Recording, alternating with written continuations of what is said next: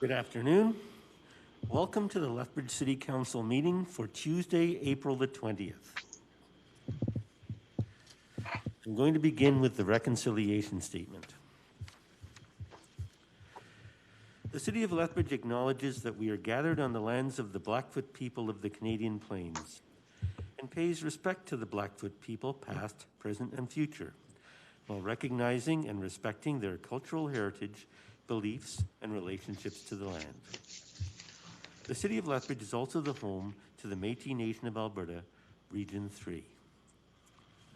I'm now going to ask our City Clerk to conduct the roll call. Thank you, Mayor Spearman. Councillor Carlson? Present. Councillor Kaufman? Present. Councillor Croson? Here. Councillor Morrow? Yep. Councillor Parker? Here. Acting Mayor Hagan? Present. Deputy Mayor Miyashiro? Here. Mayor Spearman? Present. And Councillor Campbell? Present. All accounted for. Thank you. Thank you. We'll now go to bouquets. Councillor Morrow? Nothing, thank you. Councillor Croson? Thank you, Mayor Spearman. I'd like to pass along my condolences to the family and friends of Métis elder Louise Sela. She will be greatly missed in the community, and she has done so much for our community. I also, on another note, want to pass on congratulations to the Healthy Communities Association of Lethbridge on getting their New Horizons grant. Wellness Wednesdays for older adults will be has started, and people have an opportunity to register. It's quite an opportunity for people, so I hope people will take advantage of that. Thank you. Thank you. I certainly concur with the loss of Ms. Saloff. She was one of the original members of the Reconciliation Lethbridge Advisory Committee. Acting Mayor Hagan? Nothing today, Mr. Mayor Spearman. Okay. Councillor Parker? Nothing, Mr. Mayor. Thank you. Okay. Deputy Mayor Miyashiro? Nothing today, thank you. Councillor Campbell? Thank you, Mr. Mayor. I just want to give a big shout out to the Harambee Grandmas, who are the local chapter of the Stephen Lewis Foundation's Grandmothers to Grandmothers campaign. They work with community level organizations by providing support to grandmothers and orphan children in their care in several African communities and countries impacted by HIV and AIDS. This past weekend, they helped organize a massive viral fundraising concert that was seen all over the world. Stephen Page of the Bare Naked Ladies was the host, and among the many acts that performed was Lethbridge's own Bridge Brass Quintet. The money is still being counted, but they've raised at least over $120,000, and Lethbridge got recognized around the world, so that's kind of cool. Thank you. Thank you for that. Councillor Carlson? Thank you, Mayor Spearman. Just want to acknowledge that it is National Volunteer Week. Lots of celebrations and community volunteer recognitions going on in our community. We know that Lethbridge is a very volunteer-centric community. So I just want to pass on my thanks to all those, especially over this last 14 months, who have stepped up to help those folks that need a little assistance. I believe our local volunteer recognition night, I think, is tomorrow evening. And so if you get a chance, check out Volunteer Lethbridge's pages. They've got some events and things happening around the community. Also, just in a week's time, Tourism Lethbridge is holding our annual general meeting. I will be, it'll be my final meeting with the board. Council will be happy to hear that slowly divesting myself of those committees that council asked me to. So this will be my final meeting. I believe that's April 27th at 4 p.m. I think every member of council has received an invitation. If you have not received an invitation and would like one, please let me know. Anyone in the community is welcome. Thank you, Mayor Spearman. Thank you. Councillor Kaufman. Nothing, Mayor Spearman. Okay. My bouquet again goes out to everyone in the community who's observing Alberta Health Services regulations and doing their very best to keep each other safe. Thank you.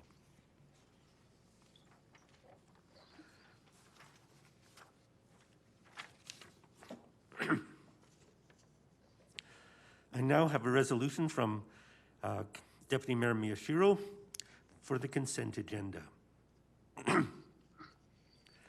Be it resolved that the minutes of the regular meeting of City Council held on Tuesday, April the 6th, 2021 be approved, and the Mayor and the City Clerk be authorized to sign the same. And further be it resolved that the minutes of the public hearing held on Tuesday, April 6th, 2021 be approved, and the Mayor and the City Clerk be authorized to sign the same. And further be it resolved that City Council receive for information the status of directed resolutions for April 20th, 2021 with the following amendment. That the date of return for the changes to the CIP process, City Manager to present transition options be deferred to June 2021 from May 2021. And further be it resolved that City Council adopt the recommendations contained in the following Standing Policy Committee reports. Amendment to Council Calendar, Extension of Audit Services, Integrity Commissioner, Energy Conservation Master Plan and Strategy, COVID-19 Relief Request Framework, University of Lethbridge Conservatory of Music, and COVID-19 Relief Request Framework, Lethbridge Hurricanes Hockey Club. And further be it resolved that City Council give first reading to the following bylaws. Bylaw 6283, 2021 Downtown Business Improvement Area Tax Rate Bylaw, and Bylaw 6284, 2021 Property Tax and Supplementary Property Tax Bylaw. Deputy Mayor Miyashiro. Thank you, Mayor Spearman. I'll open for questions from my colleagues. Are there any questions from members of City Council?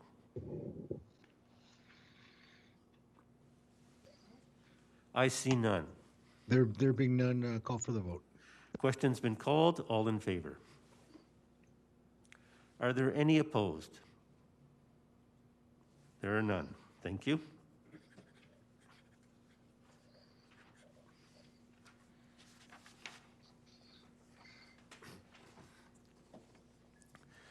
I now have a resolution from Acting Mayor Higgin, adoption of the agenda. Motion is that the agenda of the regular meeting of City Council on April 20th, 2021 be adopted as presented, including all communications as submitted by the City Clerk. I'll now ask the City Clerk if there's any amendments. Yes, thank you, Mayor Spearman. I do have some amendments. I have an urgent business official business resolution from Councillor Campbell on citywide patio support to be added, and that would be item 6.1. I have two in-camera items, urgent business, legal matter verbal, and land sale matter. And also I have one late submission that was received this morning for public hearing on bylaw 6263. And that's for item 7.1A, text amendment to the mixed density residential district. Okay, thank you. The resolution will now read that the agenda of the regular meeting of City Council on April the 20th, 21 be adopted as amended, including all communications as submitted by the City Clerk. Acting Mayor Higgin. Thank you, Mayor Spearman, and thank you, Ms. City Clerk. I'm just curious to know, a question I have, City Clerk, if the discussions are yet to be had in camera that we need to continue. How does that play out during our public council meeting? With regards to adding these items? Correct. Right, you would add them, you would decide whether you want to add them now, and if council does pass that motion, they would be heard later. If council doesn't add them now, they won't be heard later in camera. Okay, thank you. So we'll go back into in camera, hear the discussions, then bring them back up. Thank you very much. If there's Correct. Nothing further, I will call for the vote. And we would need 2/3 vote to add these urgent business items. Thank you. Okay. Councillor Carlson? Thank you, Mayor Sperman. Through you to Ms. Helford, if I can. The urgent OBR, I believe, from Councillor Campbell. Have we received that yet? I thought it was supposed to be sent out this morning. Perhaps it's user error on my part, but I can't find it anywhere. Yes, Councillor Carlson, it was distributed in your meeting invite yesterday afternoon, and we can email that out to you if you don't have it. If you could, thank you, or maybe I can reopen the calendar. It's just updated, Councillor Carlson, in your agenda. Thank you. Okay. So that OBR was circulated yesterday. So we're back to the motion as amended. Deputy Mayor, Acting Mayor Higgins, sorry. I call for the vote. Question's been called. All in favor? Are any opposed? There are none. So this motion passed. Do we need a separate motion for the OBR, or is it included in this? It's included in that. Okay, so because we passed this motion unanimously, the OBR, emergency OBR, has been accepted. Yeah, so it'll be heard later. Okay, thank you.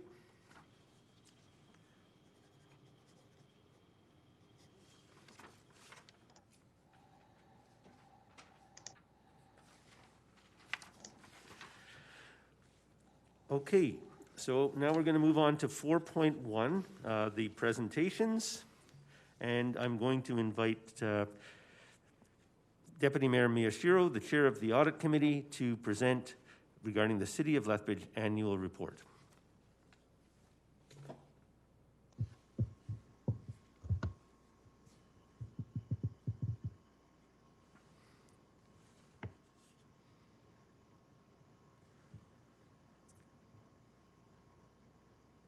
Deputy Mayor Miyashiro, I think you're muted.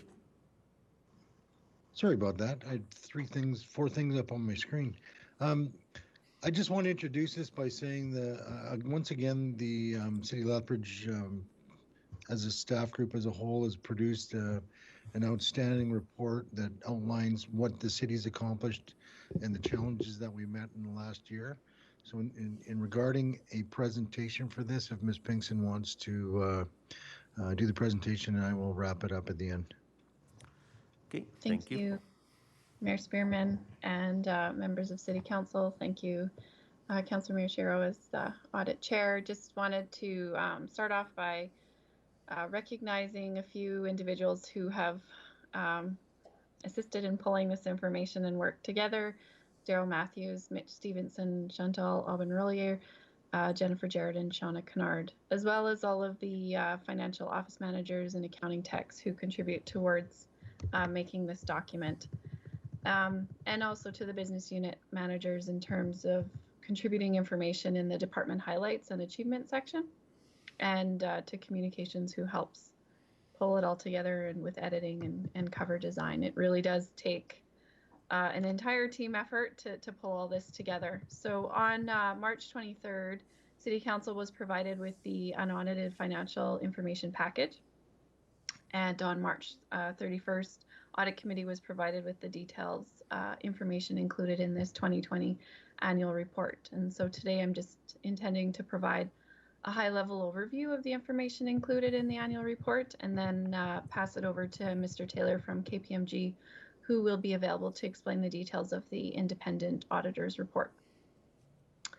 The annual report will be posted on the website once it is approved by City Council, and it's under the City Government's City Finances and Documents section. And the intent of the annual report is to provide information to all members of the public about the city's 2020 financial performance. In addition, this report describes the city's major financial policies and provides an assessment of the overall city's economic condition and highlights some of our accomplishments. I'd also like to mention that we publish an annual report highlights document, which we just received word today that last year's version received an award. So it's a more condensed version of the annual report for those who perhaps are interested in more of a high-level summary of the year's activities.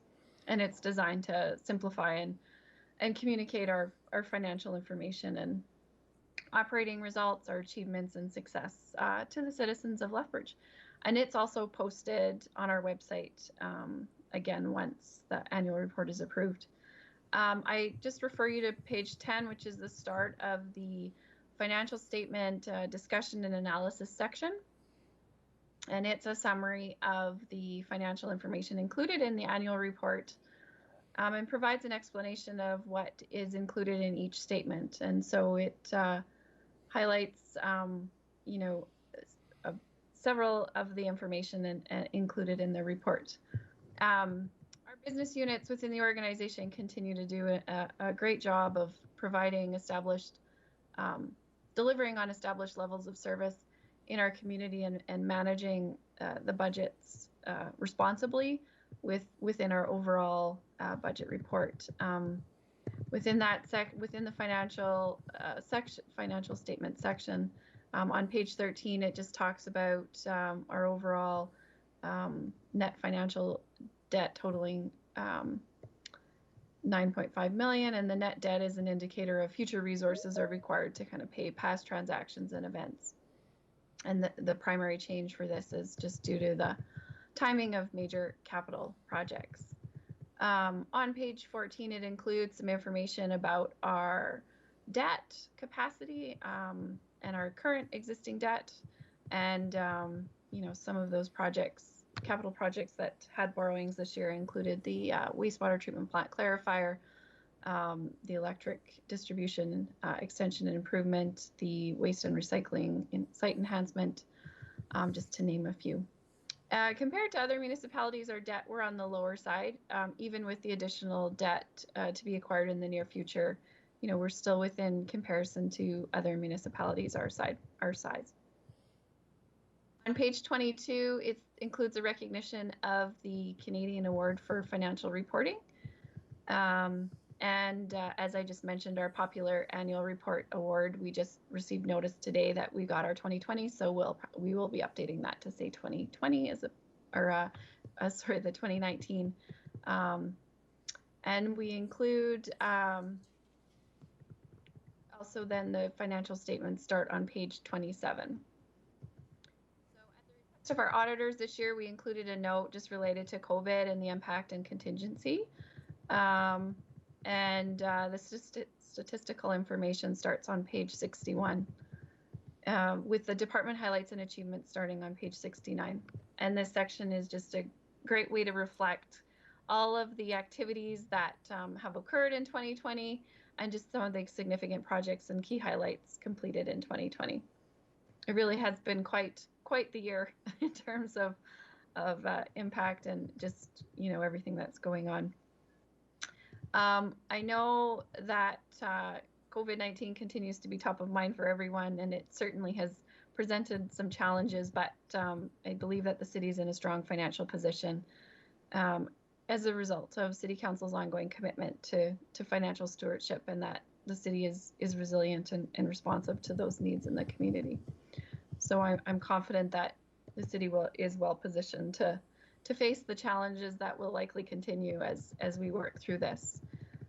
So I will now pass it over to Mr. Taylor, who will provide some information on the independent auditor's report, and that's on page 25 of the annual report.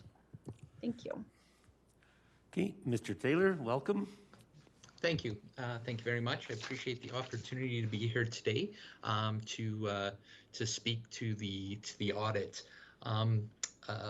We conducted our audit through December and into March of this current year, and met ultimately with the city's audit committee on April 6th, where we presented our audit findings. We are, of course, completed our audit now and are in a position to issue an unmodified or clean audit opinion subject to our discussion this afternoon. I'm not sure if somebody's able to bring up the auditor's report, or if I'm able to get access to it. I'll just take us through it very quickly. It's very consistent with what would have been seen in the prior year. Of course, our opinion is provided at the start of the report, which indicates that the accompanying financial statements present fairly in all material respects the financial position of the city at December 31st, 2020, and its consolidated results of its operations, changes in net financial assets, and cash flows for the year then ended in accordance with Canadian public sector accounting standards. Further also goes on to indicate that we conducted our audit in accordance with the Canadian auditing standards, and we believe that we've provided sufficient audit work to express our opinion. The report further goes on to indicate, of course, that we will review, and we have reviewed the annual report, and concluded that all the information that's provided in it is appropriate and consistent with the audited financial statements. The report further goes on to outline the responsibilities of management, as well as those charged with governance of the financial statements, and ultimately goes through our responsibilities as auditors as well. In conclusion, I guess at the end of the day, we've gone through the audit. We conducted the audit in accordance with the Canadian auditing standards, and are issuing an unmodified or clean audit opinion. Okay, thank you, Mr. Taylor. Deputy Mayor Miyashiro, did you want to say anything at this point, or do we open it up for questions from council? I think at this point we can open it up for questions. Thank you, Mayor Spearman. Okay, thank you. I have a question for Ms. Pinkson. Regarding the debt and the debenture debt on page 14 of the report, there's two graphs on that page. And you mentioned that our debt is still well within the MGA allowances, but there's been a significant increase from 2016 to 2020.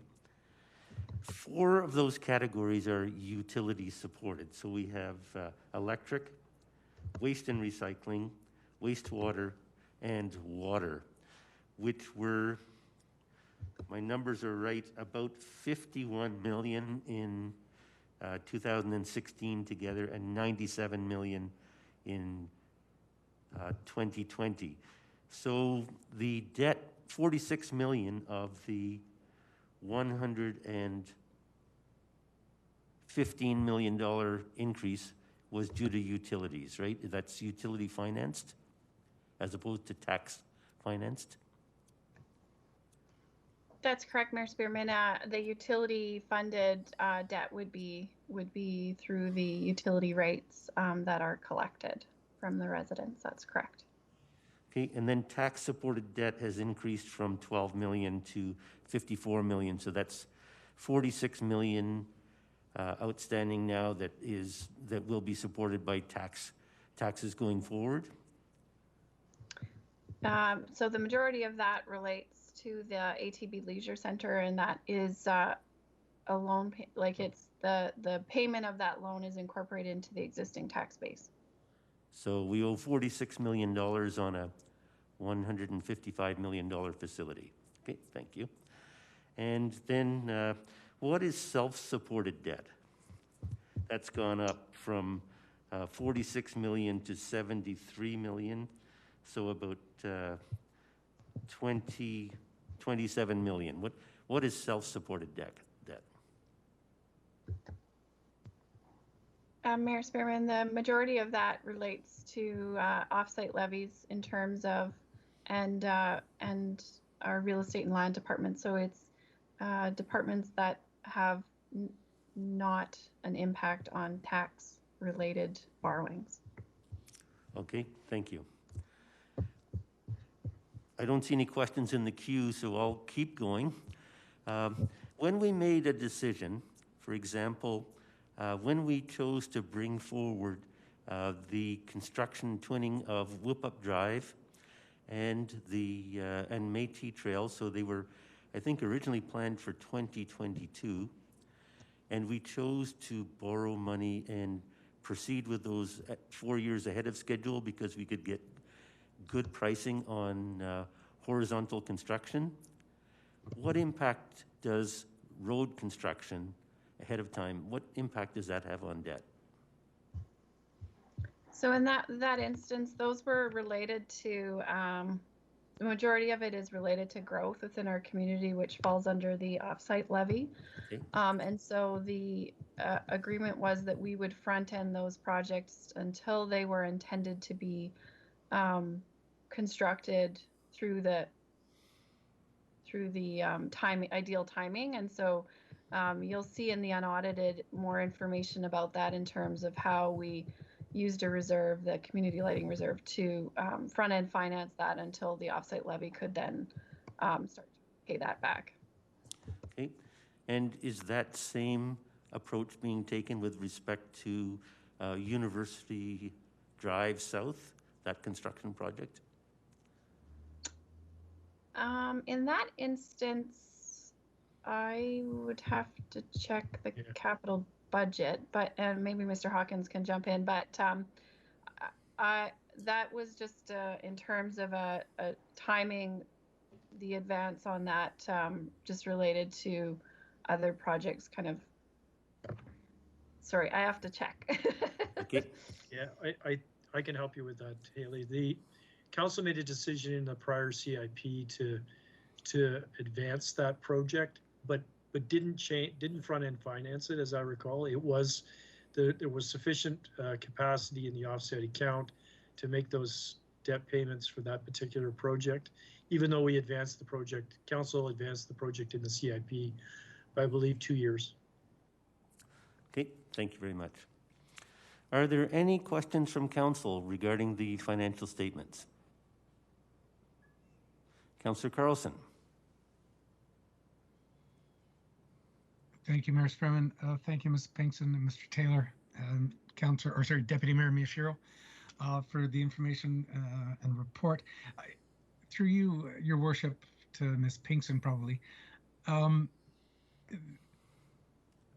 financing that we undertake, our debt, I guess, how likely is it that we're ever able to refinance if we can find more favorable rates? I know our investments are obviously not doing it as well as they have in the past, but interest rates have been going down.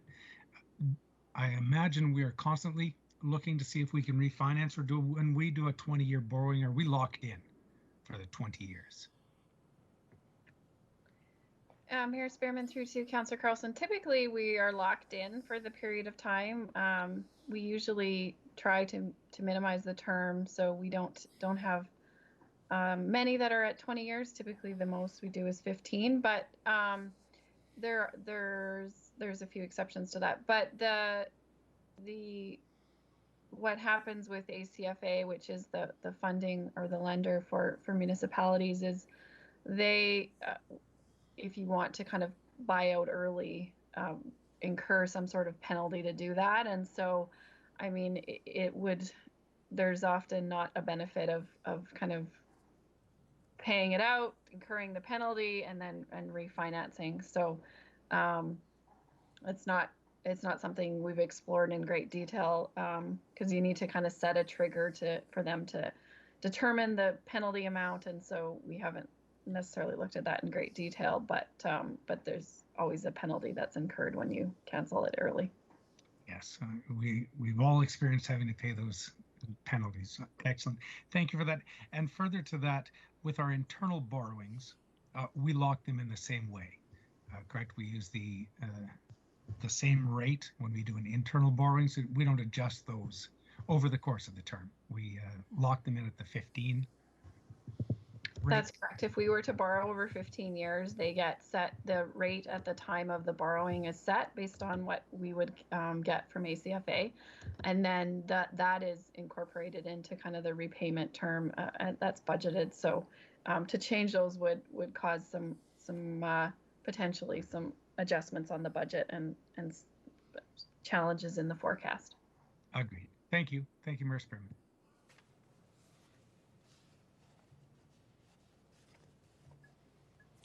Okay, are there any other questions from council?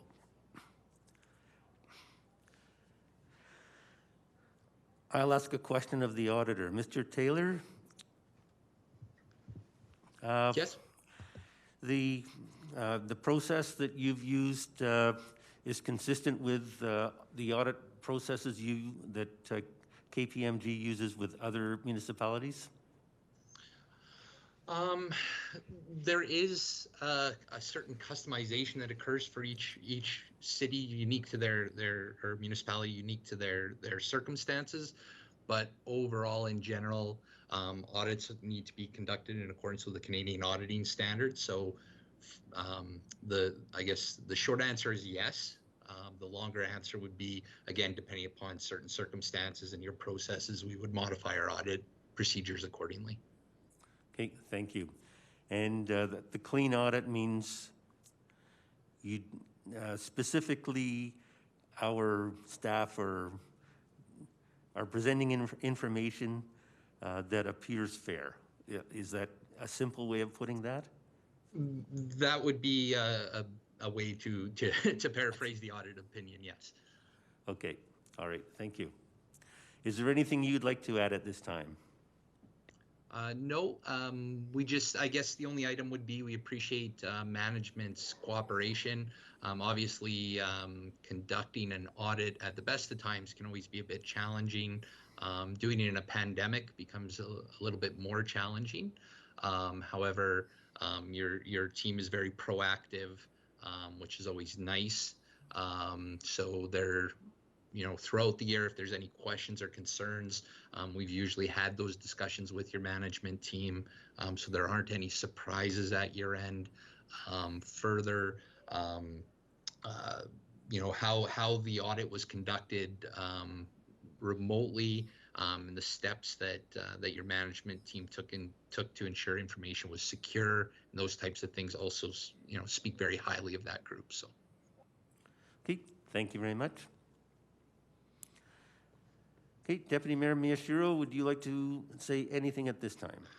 Yeah, I would. Thank you, Mayor Spearman. I want to thank the members of Audit Committee, yourself, Councillor Croson and Councillor Kaufman, for the work that was put in to get us to this position now. Again, thank Ms. Pinkson, Mr. Matthews, and the staff in the Financial Services Office. I want to thank as Ms. Pinkson said, all the work unit, financial people, the managers and directors that had contributions to this report.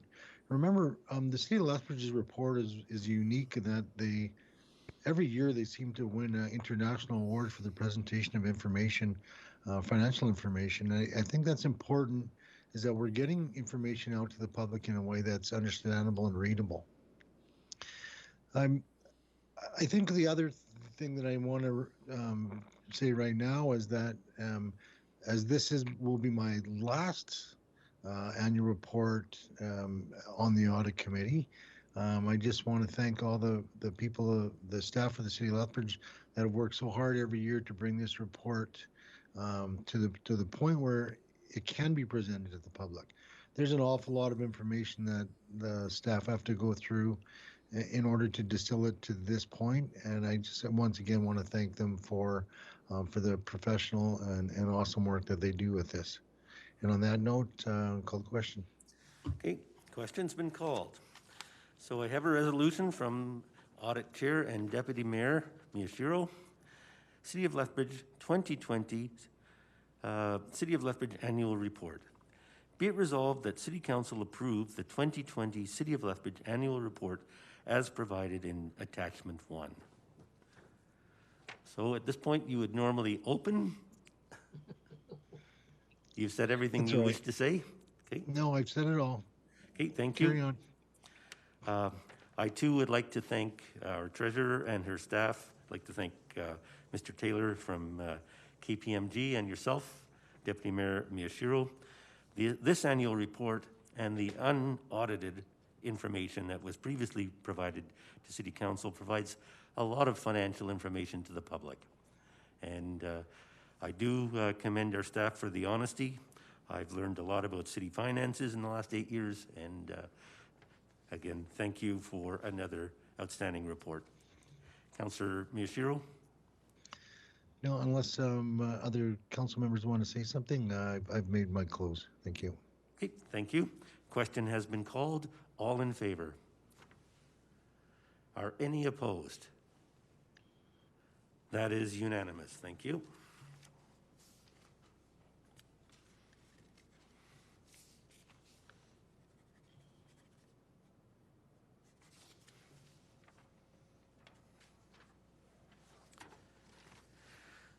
Okay, now have a submission from Deputy Mayor Miyashiro, Joint Venture Policy.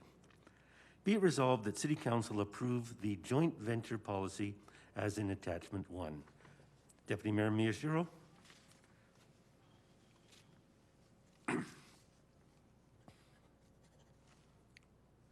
You're on mute.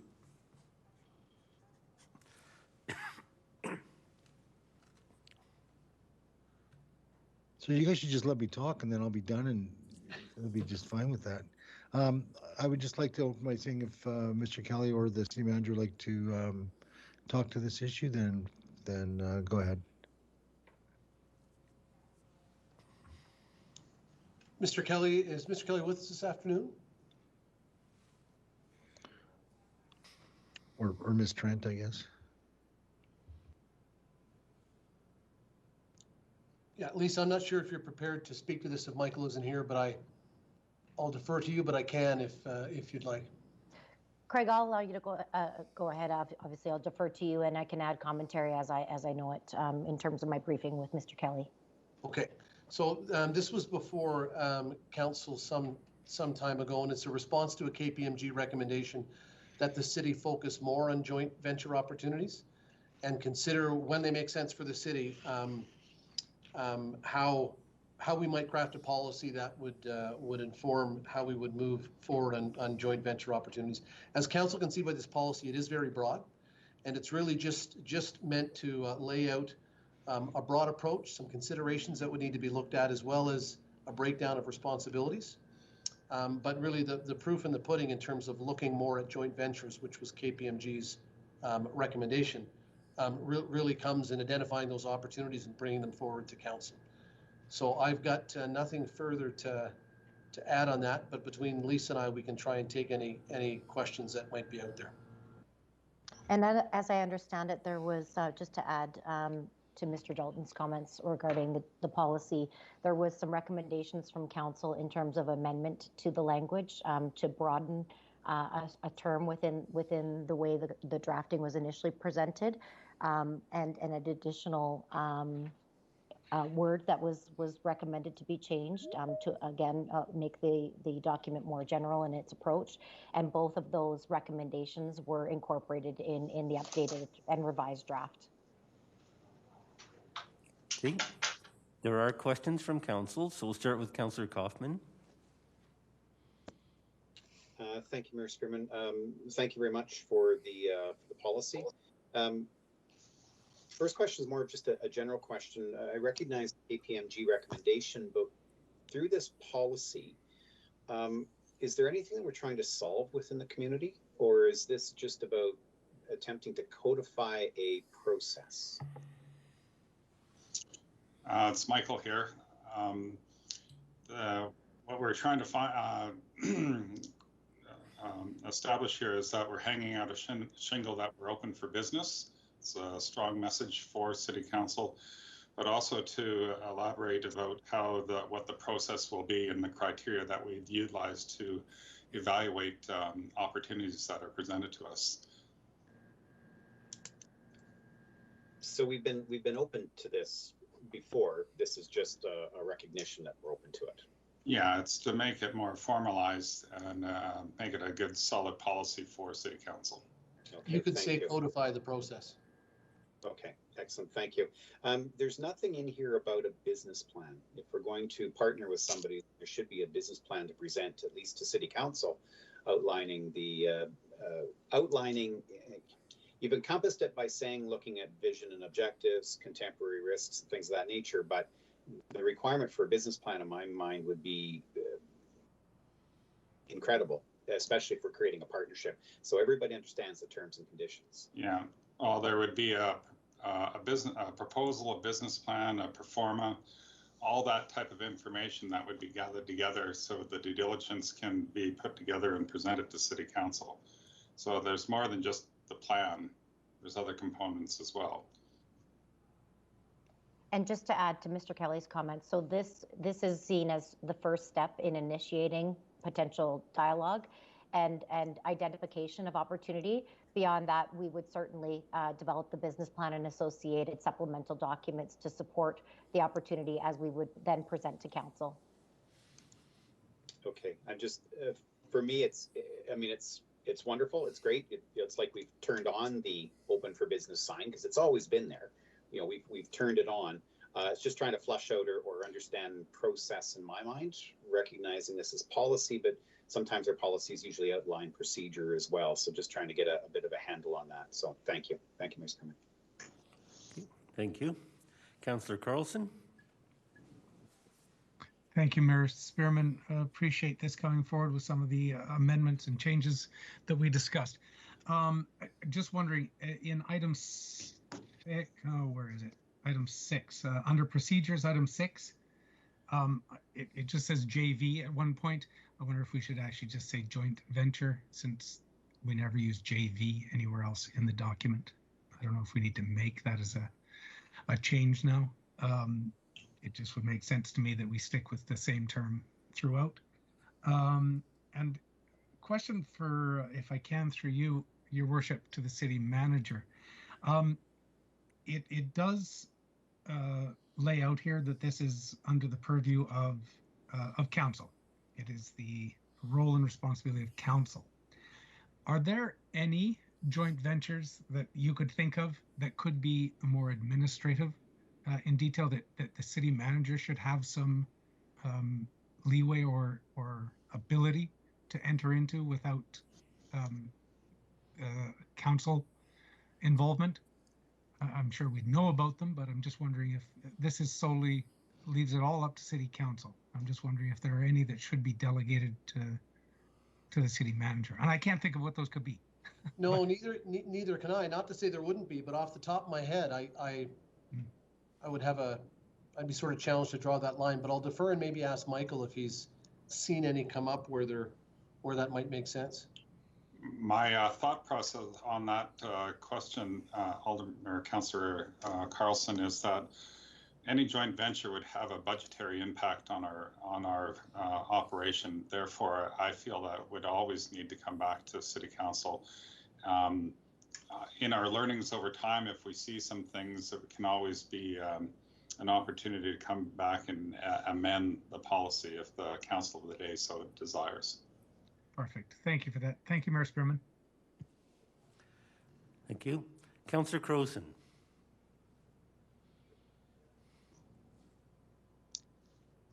Thank you, Mayor Spearman. Sorry to be that person at the beginning who just nitpicks, but there are a couple. On number 3, they should be clearly spelt, but they also should be clearly spelt out. I want the spelling right, but I'd like them to be spelled out as well. And on 4, I think we're just missing the end of that sentence, the second sentence, especially issues that require approval of all parties, and those can, I'm sure there's a thought there that wasn't quite done. And have we considered adding a number 8?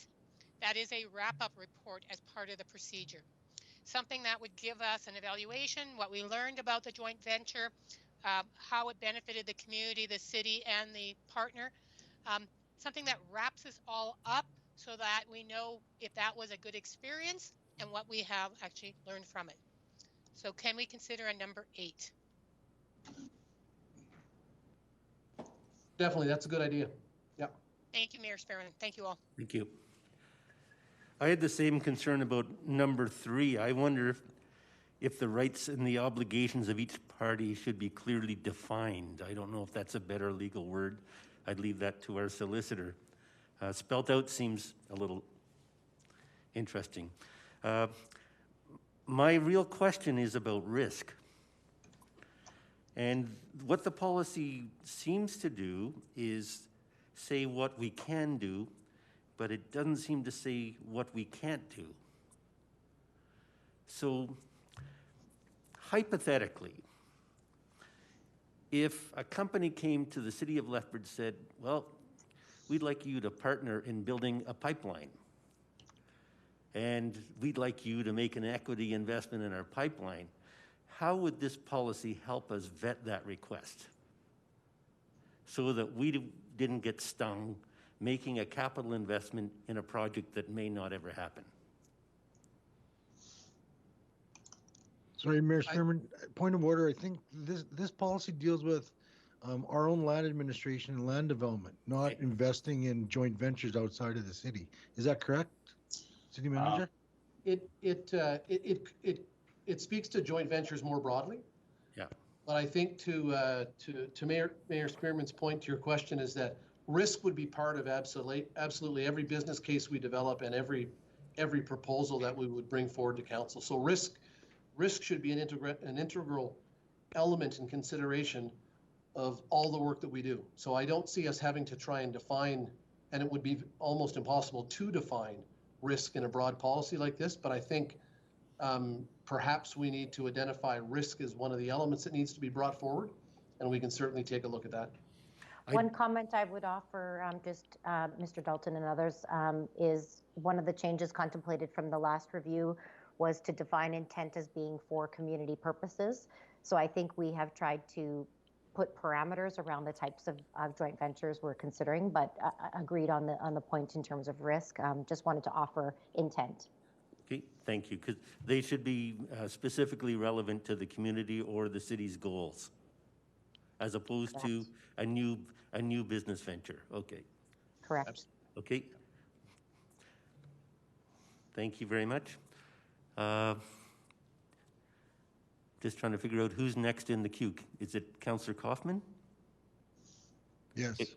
Nope. Okay, Deputy Mayor Miyashiro. No, I think Kaufman's before me. He shook his head no. Oh, okay, we're too polite. All right, so I just want to get clarity because this really wasn't answered when I jumped in, Mayor Spearman, apologies.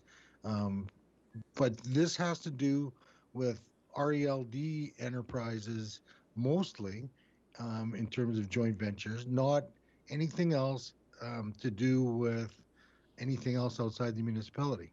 That was the point I was trying to make, is that this sits with RELD. It doesn't sit with any other department. Is that correct? Is it exclusive to RELD?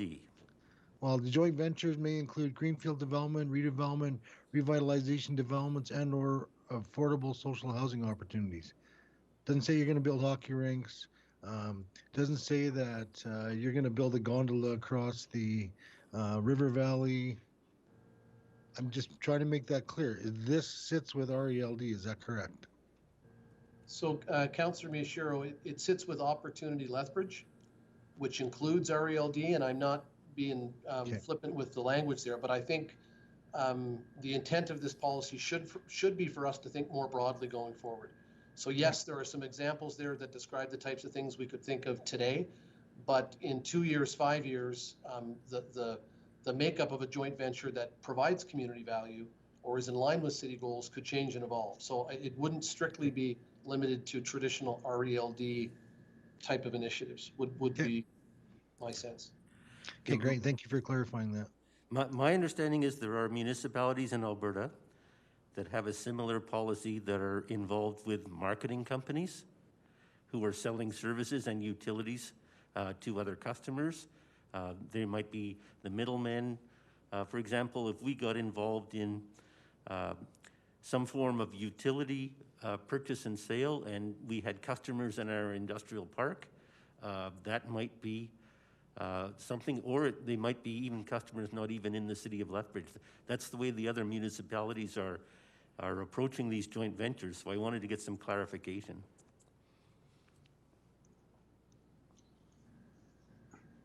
And that's correct. That's the thinking that we're applying. If I may add to the city manager's reply, That was the purpose of adding the definition of municipal purpose into the definition section. Councillor Mirashio is correct in the framing. We talked about more land development, revenue generations, but by adding the definition for municipal purpose gives us much more broader opportunity to look at other opportunities as well. Okay, thank you. Councillor Kaufman. Thank you, Mr. Spearman. Actually, my question was along the same lines as Deputy Mayor Miyashiro's, that the purpose and the policy statement do tend to focus on it being around RELD. And I'm wondering if we maybe need to take a step back and reconsider both purpose and policy statement to be more about, and I don't know if we want to name it here, but certainly about opportunity Lethbridge, that it's about occurring in a certain context. And I don't know if we also, for as much as you want it to be broad, you want to establish some parameters around it. You consider a big field and we can let the horse run wild, or we can put some fences around it that we can actually adjust the fencing perhaps as we go. So I personally would like to see it tightened a little bit. I was considering this starting with Opportunity Lethbridge, but the language leads me more to being a RELD-based project. I would be more comfortable with some clarity in the language, certainly.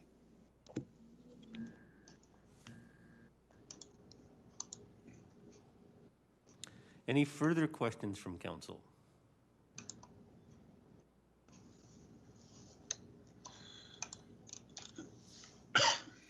Okay, I see none. So we have a resolution. Be it resolved that City Council approve the joint venture policy as in attachment 1. Councillor Miyashiro.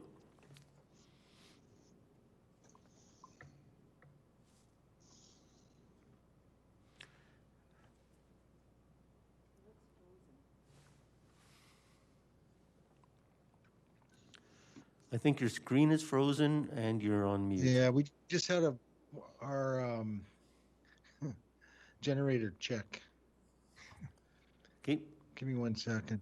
Okay, so I agree with Councillor Kaufman that perhaps if there's no urgency to approve this today, that we postpone this so we get some wording more clear.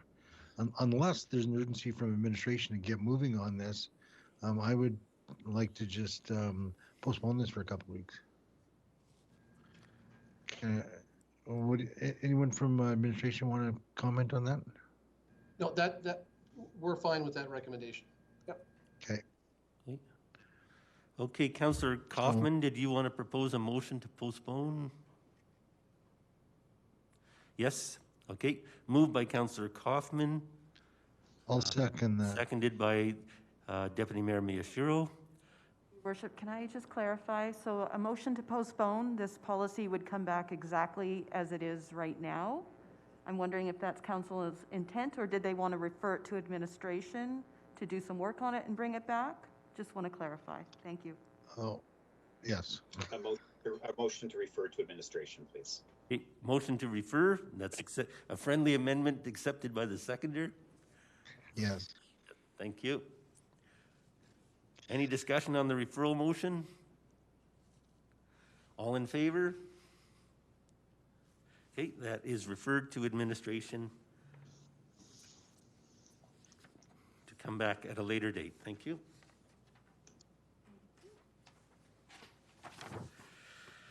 Okay, next submission is from Councillor Croson, Transportation Master Plan Visioning Session.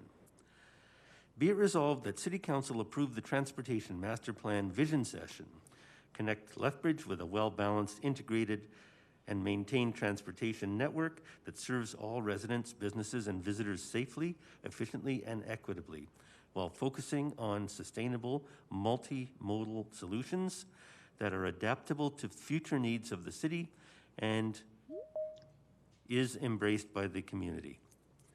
Councillor Croson. Thank you, Mayor Spearman. This was discussed and created at the last Civic Works SPC and is being recommended by the 4 members of that committee. We were also joined at that meeting by some of our other council colleagues. Of course, all members of council were invited to the Civic Works SPC to participate, and it was also open to the public, though unfortunately no members of the public joined us. This vision statement is to be the guiding principles behind the development of the new Transportation Master Plan. And throughout the development of the Transportation Master Plan, there will be an opportunity for the public to have engagement, collaboration, and to be involved throughout that process. Of course, the Transportation Master Plan is required to access government grants and other funding opportunities, and will have a major effect on how people get around Lethbridge for generations. So this is one of our important plans that we do. So as I walk through the statement, as people look at it, of course, we're trying to put all the concepts of what makes a good transportation master plan into this statement. One of the things we want to highlight is that this is about the movement of goods as well as people, which is why we have businesses, of course, in there as well. Of course, businesses cannot operate unless they can move their goods in and out, and that is absolutely vital. The other thing we wanted to mention that we are looking here at multimodal. Of course, the city now owns an airport, so we are looking at motor vehicles. We're looking at the airport. We're looking at the rail spur lines that we have, trucks, bikes, pedestrians, etc., etc. So we wanted to make sure that multimodal was in there. We're also including, of course, in this concept, visitors. How does this transportation master plan work for somebody new to our community, for somebody who's hauling a trailer, for those arriving from the airport, for those choosing to walk through our community? We also know that whatever we create in the upcoming transportation master plan has to be adaptable. Change is coming to our transportation systems, but we don't know precisely what or when. We also know, of course, that whatever we create through the transportation master plan has to be sustainable. And so we wanted to make sure that the vision includes looking at it through those various lenses of sustainability. Is it financially sustainable? Is it environmentally sustainable? Is it operationally sustainable? And of course, we have in here, of course, concepts of equity and efficiency. Does it work for everyone? Does it work for different ages, for people of different income, people of different accessibilities? So those are some of the concepts that I know we're going through myself and some of my colleagues' heads as we were putting this together with the great help of some consultants. And with their help, we have consolidated all of that into this statement that we bring forward now to all of council and that we are hoping to have approved. So that is my opening. I'll leave it now to questions, if anyone has any questions on it. Councillor Carlson? Thank you, Mayor Spearman. Perhaps not just on this item, a bit of a question in process. And I know we're sort of navigating our way through our new committee structure, SPCs, etc. But I'm just curious how some recommendations from SPC hit the consent agenda and how other recommendations are standalone items, if that makes sense. I can answer for this one. This one is standalone. Yes, this one is standalone because I actually asked Mr. Westerson to take it out of consent and put it as a submission. Okay. Because Transportation Master Plan is of such a large focus that I wanted to make sure this was very publicly done, and so that people know, one, that we're going to move ahead and ask their collaboration, and two, what the vision is. And I think one of the things we have to realize as with the SPCs is the chair has that sort of balance to understand if something is going to need a presentation, a submission, or to go into the consent agenda. And then, of course, the Agenda Review Committee can also question those things as well. Excellent. Thank you for that, Councillor Croson. So it was pretty much just you as the chair wanted to bring this a bit more priority or a bit more information for the community. Excellent. Thank you. Was that the same on, if I can, through you, your worship, to Madam City Clerk, is that the same for item 5.3?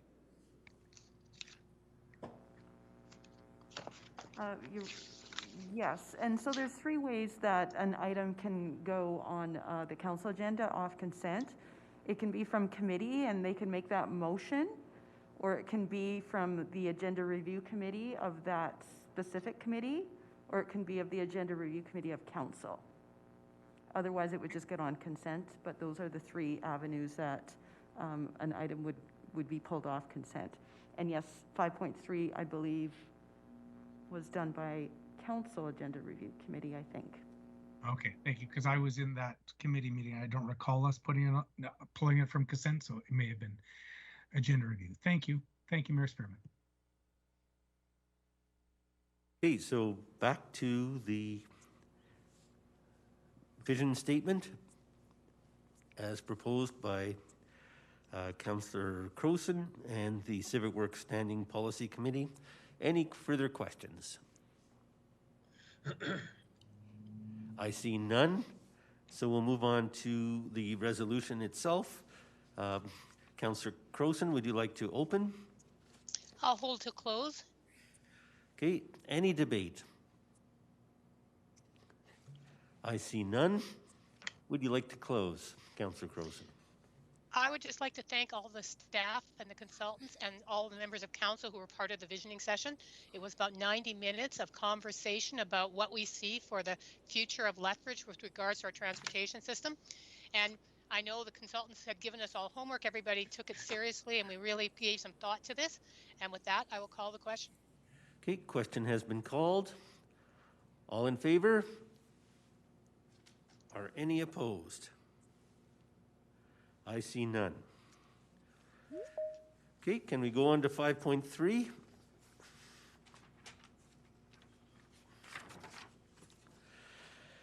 I have a resolution from Councillor Parker, Community Wellbeing and Safety Strategy. Be it resolved that Council support option 1, leverage the existing Community Wellbeing and Safety Strategy Advisory Committee to transform into an action-oriented task force, the Community Wellbeing Task Force that will perform the following. 1, develop a task force terms of reference that includes a mandate to develop a community governance model and implement the Community Wellbeing and Safety Strategy, Phase 2, to generate community-wide collective impact. 2, review task force membership that includes, but is not limited to, the following stakeholder perspectives. The business community, including the Downtown Business Revitalization Zone and Chamber of Commerce. Urban and regional Indigenous community. Lived and living experience. Secondary and post-secondary education. Key Government of Alberta and Canada representatives. Community funding organizations. Faith communities. Social service providers and community service organizations. And finally, general public. And continue to be at arm's length from Council. Councillor Parker? Thank you, Mr. Mayor. And first of all, I want to thank everyone who helped participate in getting us to this point. First of all, I want to thank people, first and foremost, Mr. Dalton.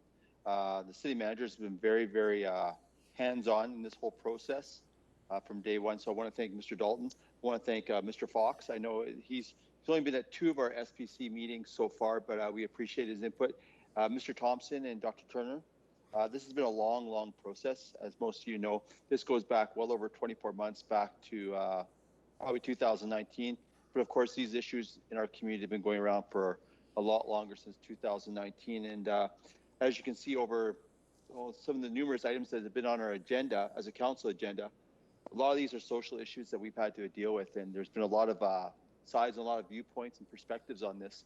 So we at the SPC looked at numerous options we had, and I want to thank Councillor Campbell, Councillor Morrow, Acting Mayor Hagan, as well as my other colleagues who have also participated in as well. I do, Councillor Kaufman was at a few of our meetings, Councillor Croson, I do believe yourself, Mr. Mayor.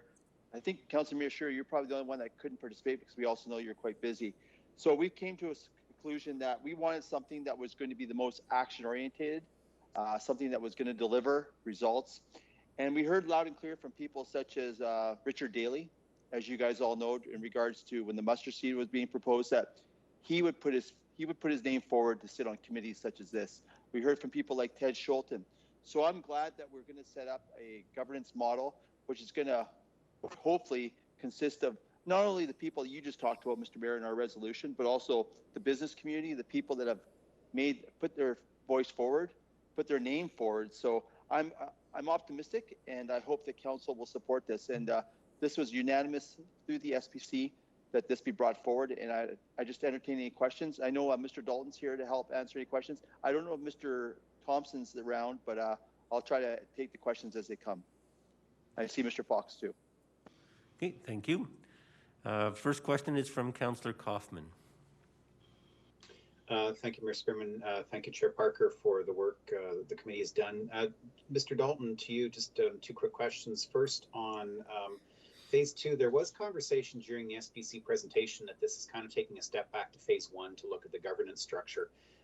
Not that it's overly significant, but is there not an aspect of this work that actually then, by establishing a task force, would take us back into phase one, or a significant, perhaps a significant element of phase one of the work?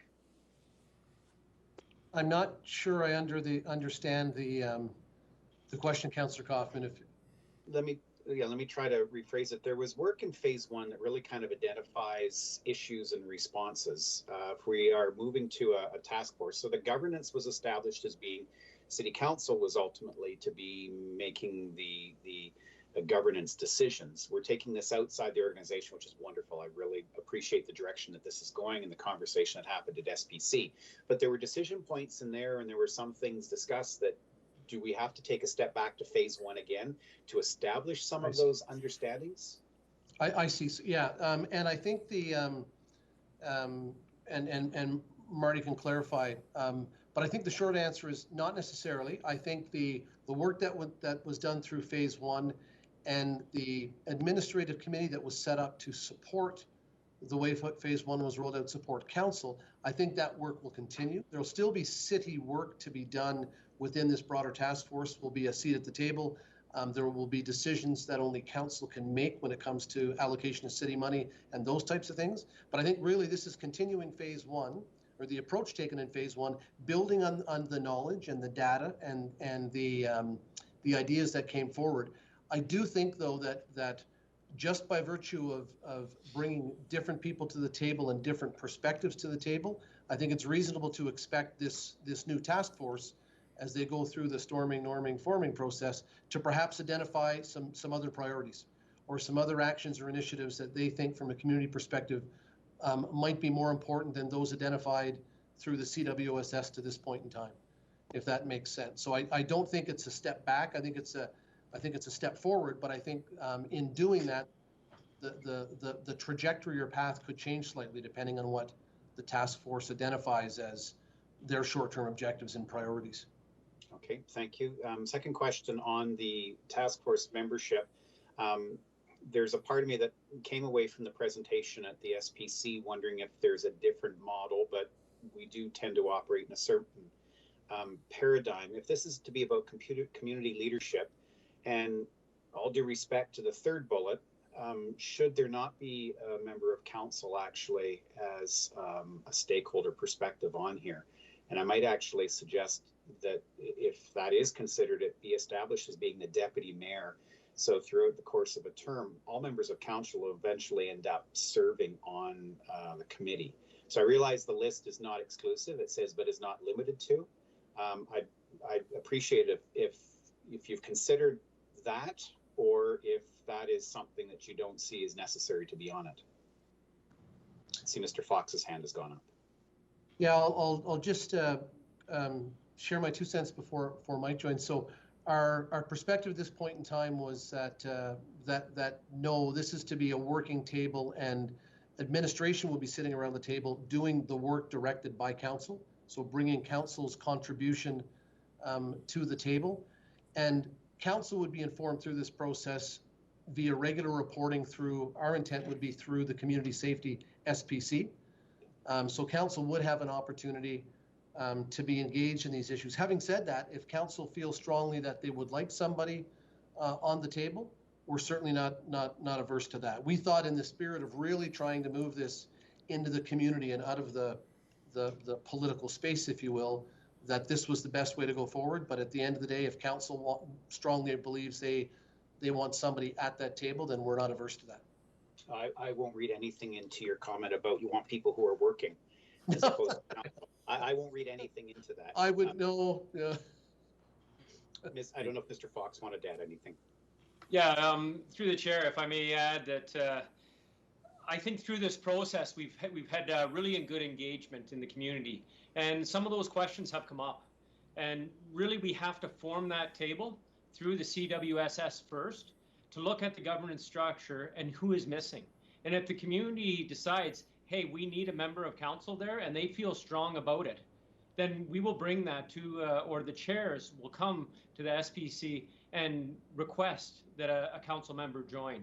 And I think that's leaving this model in the hands of the community to make those decisions, and leveraging that knowledge and experience that sits currently on the CWSS Phase 1 group. I think that's the way to move forward, instead of us forcing our hand on them. I think that's a better way of taking that approach, allowing them to invite the missing parties as they feel. And I think that'll be a more holistic way of looking at this. Okay, thank you. Thank you for that. I appreciate that. Final question, if I can, then, Mayor Spearman. Should there be something in this motion about council at least understanding what the financial requirements of participation would be? It's to be arm's length, but I'm assuming that we're going to be providing some administrative support or some funding for the actual operation of it? Or is that to be determined by the committee as well, and they come back with a future recommendation? Yeah, it's a bit of both, Councillor Kaufman. I think we have a sense, we generally know that that we see the city, one of the city's key roles here is as an enabler, being the backbone entity to support the task force. But as Mike and Marty could jump in and say, we're not exactly sure what that structure, what that needed structure is right now. So I think to Mike's point earlier, it's something that we would see, we would make sure comes back out of this work with a recommendation for city support, at least as they see it at the outset.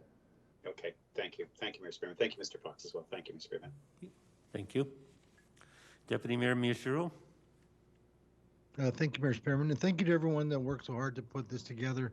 Just a couple of comments and a question. One comment is that I've seen a community-based governance model in a number of different sectors that I've worked in the past, and they've met with different levels of success. A lot of that depends on the engagement of the committee itself and the information that they're privy to, and the transparency, I think, with the stakeholders is a really important piece of that. And I think, City Manager, just you said that this has to come back to the Public Safety Standing Policy Committee, also to the Community and Social, because it's a community wellness and safety strategy, not just a safety strategy. Yeah, absolutely. Okay. Thank you.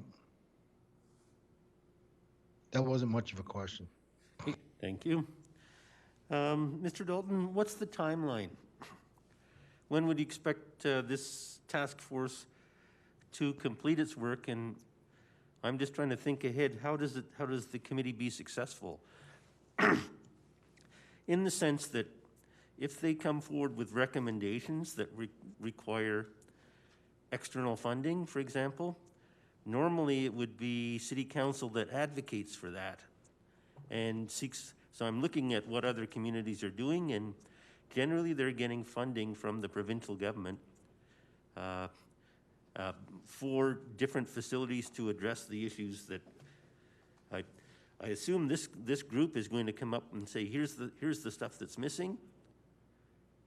But then City Council is then going to have to advocate for it in order for it to be funded externally. So what's the timeline that this group would come back with recommendations? So I'll defer to. So first off, Your Worship, yes, that's the way we see the model function, or that's what we see largely as the role of council, is that advocacy role, based on information from the community. In terms of timelines, I'll defer to Mr. Fox and Mr. Thompson to talk about how long we think this first step to create the task force is, this option we're presenting. But then I'll speak when they're done to some shorter term things that we've put in motion, so that, well, I'll do that quickly now, just and they can talk to the timelines. But while this task force is being set up, or while the advisory committee is doing the work to come back and provide a recommendation for how to put this into place, which we see taking roughly about 2 months, but I'll let Mr. Fox and Mr. Thompson speak to that. We're not, we don't want to lose the energy and the enthusiasm and the engagement that's occurred over the last 6, 8, 10 weeks in our community as a result of a number of applications on the part of social service providers to set up shop and do business. So in the interim, we're also setting up and initiating 2 working groups, and we've had great conversations with the same stakeholders, some of whom have been mentioned earlier by Councillor Parker, to focus on two things. And one is one working group will focus on how to essentially what can we learn from the mustard seed experience. We heard citizens talk about and stakeholders talk about the need for the city to have a plan to better manage those types of opportunities. And so we're bringing folks together to have that conversation, and we're not going to wait for the task force to be stood up. And the second working group, again, is recognizing that concern, that number one concern raised through the Ipsos survey last fall around community safety more broadly. And so those two working groups will be established in the next couple of weeks. And the work that they do, we see eventually landing up on the table of the task force, but we don't want to wait for the task force to be set up and then come together and do their storming, norming, forming, because we'd be into the fall before I think they're really operational. So I just wanted to share with council some other work that we have underway in that regard. But I'll ask Mr. Fox and Mr. Thompson for more detail if they have any in terms of how long how long it will take for the advisory committee to come back with recommendations on the task force. Sure. Through the chair, it's for the two groups that Mr. Dalton was mentioning there. We are doing a lot of background working, making sure that we have the right information coming forward to the group to make decisions on. So that's we're roughing out a terms of reference that they can talk about. You know, the governance model.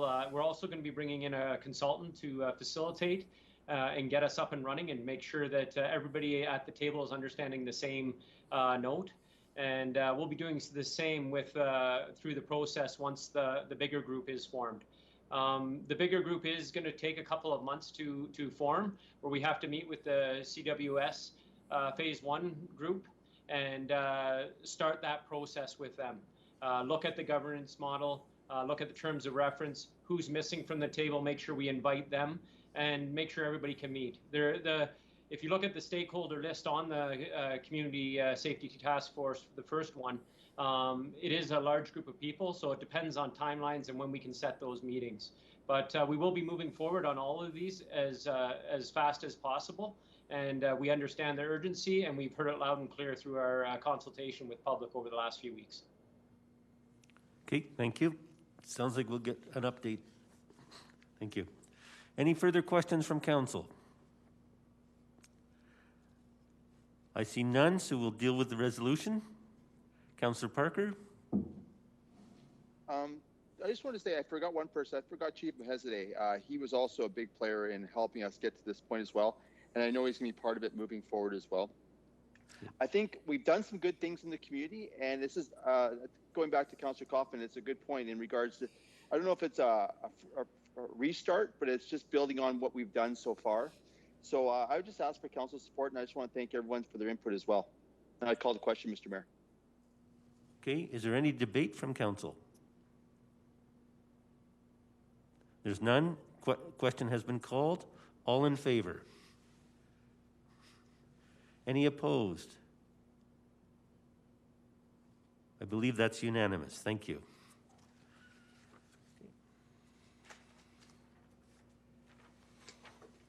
Mayor Spearin, is it possible just to take a 10 or 15-minute break? I was going to deal with the official business resolution and then take a break, if that's okay.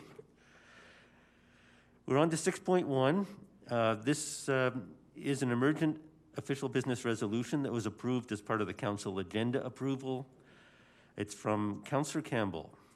Citywide support for outdoor seating. Whereas the recent provincial announcement of COVID-19 restrictions has again limited indoor seating capacities for businesses, and whereas with warmer weather and additional COVID-19 restrictions, interest from businesses to install a patio or a parklet has increased dramatically, and whereas the City of Lethbridge has an outdoor patio and parklet program in place to expedite permitting and provide technical support to businesses for expanded outdoor seating, and whereas it is desirous for City Council to increase support for this program to continue support to our business community, therefore be it resolved that City Council approve up to $40,000 in funding from the Municipal Revenue Stabilization Reserve, MRSR, to provide businesses citywide with a 50% matching grant up to $1,000 for respective improvements to allow for patio or parklet expanded outdoor seating related costs, such as plants, planters, furnishings, barriers, heaters, etc., and that a program status report be provided to Council by December 31st, 2021, or at such time as the funding is depleted, if earlier. Councillor Campbell. Thank you, Mr. Mayor, and I have Andrew Malcolm is on with this as well. If you have any questions with consultation between the two of us and his recommendations, this is what was brought forward. We came together on Friday to come up with this idea. It's really in an effort to help with restaurants who are affected deeply by the COVID situation and their inability to have diners. And this really gives them a bit of a leg up to have their patrons have a meal outside in a patio form. I know it's I wish we had $400,000, but this is at least something that we can help them with. So I will, if there are any questions, and again, Mr. Malcolm is here as well. Okay, thank you. Councillor Crowson. Thank you, Mayor Spearman. Thank you very much, Councillor Campbell, for bringing this forward.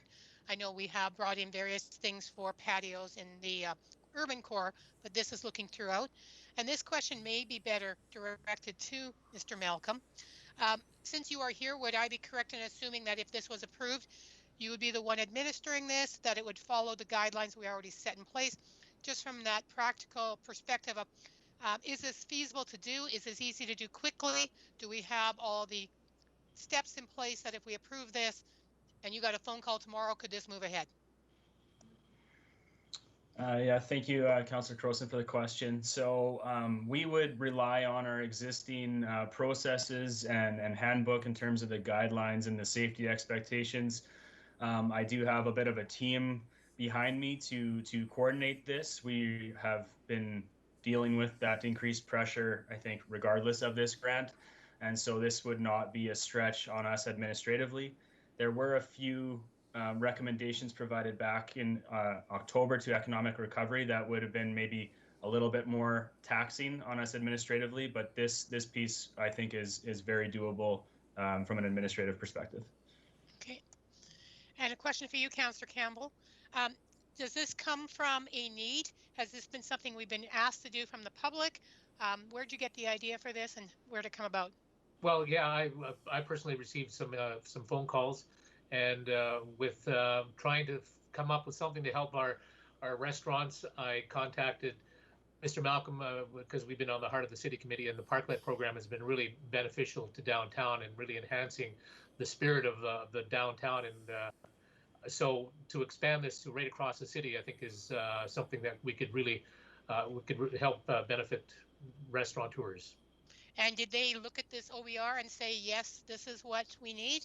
Like, they expressed the need, but did they say this is what would help us? Well, no, because we just did the OBR on Friday. So this is. I know that Mr. Malcolm, I believe you've pretty much said, yeah, we'll let's get going on this, and you're ready to do this. And I think you've been getting a lot of requests as well. Yeah, Councillor Crowson, since last Tuesday, I think it was, when the restrictions were announced, we have been in receipt of over 30 inquiries and have issued around 27 permits to folks. And through that process, we've had discussions with those businesses who've inquired around what kind of supports are there. And based on those engagements, we felt that this was a pretty good recommendation that would not necessarily, sell the farm for the city in terms of giving them everything, but it would be a happy and a good support to just, lend that helping hand, let businesses know we're here for them, and then, just kind of provide a little bit of additional help on these costs that they are not necessarily prepared for. So just to wrap it all up, this is based on community need, and what we're proposing meets the need that is out there. In my opinion, absolutely. Okay, thank you very much. Councillor Carlson. Thank you, Mayor Spearman. Thank you, Councillor Campbell. Appreciate you bringing this forward. I think I too have had a lot of calls, emails, et cetera, around this. And the discussion I heard was that it was a question of equity and parity, that we had put it into the urban core, and folks that were either just outside or even far outside of the urban core were saying, why not us too? So I get that.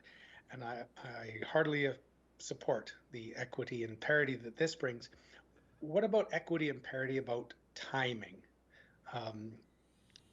If this last weekend, a restaurant purchased their equipment, their chairs, their tables, et cetera, et cetera, et cetera, we passed this today, and are they eligible to submit receipts retroactively? How is that going to be managed?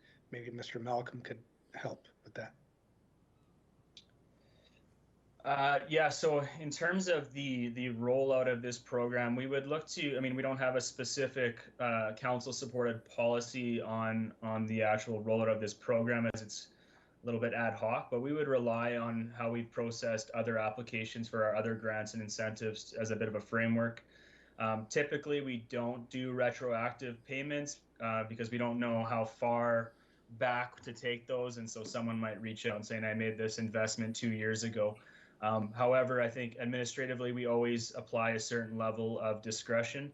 And so I would make the suggestion that we use that discretion. And if the costs were incurred around the time of those restrictions, that would be eligible, and would look to council to direct otherwise if that does not seem reasonable. Thank you, Mr. Malcolm. Thank you, Mr. Spoon. That seems very reasonable to me, because when the restrictions did hit, folks did put in some of those improvements, and so I would appreciate that if we don't need to make a formal change to policy, that discretion would be appreciated. Thank you. Councillor Kaufman. Thank you, Mayor Spearman. Thank you, Mr. Malcolm, for the additional information. I know we had this conversation in a subcommittee a number of months ago. A very quick definition around patio or parklet. Sure. So as usual, I think we, to a certain extent, we overcomplicate things, but there is good reason in this case. Because we're dealing with kind of three different areas. We have private property, which is a process that is actually a separate permit through our planning department, but we are coordinated with that process. And then the process that I specifically kind of oversee is in the public right-of-way, which is sidewalks and streets. So if it's placed on a sidewalk, we consider it to be a patio, a sidewalk patio or a minor patio.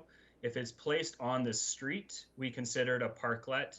And the reason why we consider it differently is just because of the additional safety requirements that we need to give consideration to, as well as some of the design considerations for drainage. If it's built right to the curb, we potentially are creating other issues. So really the definitions are in place so that we can understand and provide a technical expertise to them. Okay, thank you. So this is only for patio or parklet. We're not talking about private property here then in this particular motion. No, in relation to this, we've used general terms like expanded outdoor seating and patios and parklets purposefully, so that this would include those folks who are looking to create temporary patios on their private parking lots. Example would be the Onion, Backstreet West, Original Joe's have all inquired about utilizing some of their private parking as a temporary expanded patio, and so that would all fall under this motion or this resolution. Okay, thank you. Then is $40,000 enough? It was my best guess based on that we had about 27 inquiries to date. Now, some of those are covered under our previous funding allocations under the Urban Core District. So I do think that's probably enough. And if it's successful, we can always come back. Okay, thank you. Final question. The rules around these, do they permit some form of enclosure so that if we're promoting, if we're supporting local restaurants, cafes, things of that nature, they have the ability to shelter or provide shelter, or if we establish rules where they have to be open and airy, preventing that type of thing? From our perspective, we don't have any specific guidelines as it relates to shelter or cover. We are looking at it strictly from the pedestrian safety perspective as well as the vehicular. And so that if it's along a roadway, that there's something substantial as a barrier between someone sitting at a table and chair setup from vehicular movements. But from an overhead cover perspective, we don't say we're for or against it. We evaluate as part of the submission. Okay, so if somebody wants to enclose in order to cut down on wind as well, that's permitted in this as well. Excellent. Thank you. Thank you, Mayor Spearman. Acting Mayor Higgin. Thank you, Mayor Spearman. The question I would have, and thank you for bringing this forward. I know I've received numerous calls here that I've passed on for the city administration for some replies, and I appreciate this coming forward. Now, a question that I have is that two of them, and it's following up on what Councillor Carlson had brought forward, is that we don't have a date to backdate this, and it's going to be pick or choose, a date, or if it looks like it might be okay or maybe not. I struggle with that because I don't know if we're going to have winners or losers here. Like, well, you brought yours in on this date and 2 days later it was this. Could we not put something in there? And I don't know how that would be, or maybe Mr. Malcolm, if you could maybe give me some reassurance that anything in this calendar year or something that is since these restrictions came forward would be approved, and I don't know how, or not would be approved, but would be looked into, of course, and that because backdating, Councillor Carlson had a great point that I'm concerned on. If someone was proactive in trying to save their business, salvage what was happening, that they put this money in and may not be receive any of this funding. So that's question number one. But question number two, I'll ask you as well, if you can get to both of them. The $40,000, I'm concerned as well that is that enough? And some may have very small apartments, and other may have larger. So I'm just that number there is somewhat of a concern. First off, thank you, Councillor Higgin. In terms of the first part of the question related to backdating, if council would like to put in a date, it would make administrative job a lot easier, whether that's last Monday just prior to the recent restrictions or January 1. There's probably a range, and I maybe flip that back to council to whether they would want that included in the motion. Otherwise, as I mentioned before, we'll do our best to use our discretion. And then part two, I think, again, up to a maximum of 1,000 per business. So with 40,000, we're able to support up to 40 businesses. That's really at this point a best guess. And so we can go higher and give ourselves that wiggle room now, or we can go with that and report back based on its success. In terms of the financial capacity to provide it, I would probably lean on our city treasurer to talk about the funding source and what's available. Thank you. And so I guess I'll wait till debate, but I will have an amendment that I'd like to bring forward, friendly, if I could. So I will wait till debate. Thank you. Deputy Mayor Miyashiro. I put my hand down, thanks. Okay. I certainly support the idea, and I commend Councillor Campbell for bringing forward the resolution. And I realize we already have these outdoor seating and parklets. The concern I do have is maybe beyond the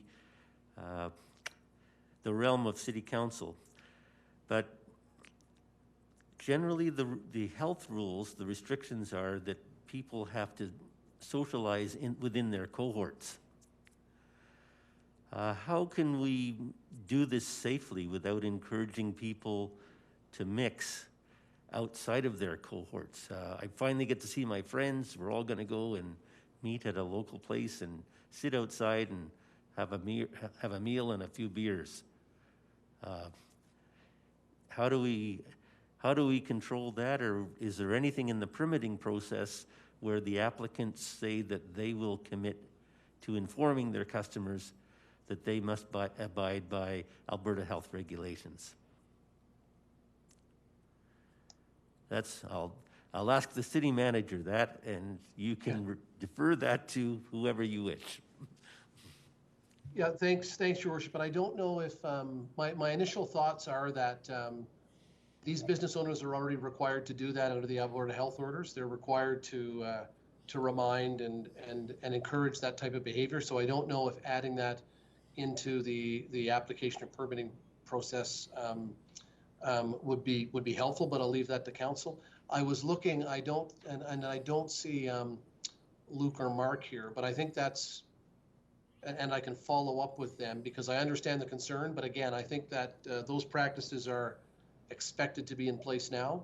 I'm not sure if we would play a role through this process in adding to those. Okay, thank you. Any further questions from council? I see none. So we'll move on to debate. Councillor Campbell. I will close if someone has something they'd like to add. Okay. Acting Mayor Higgin.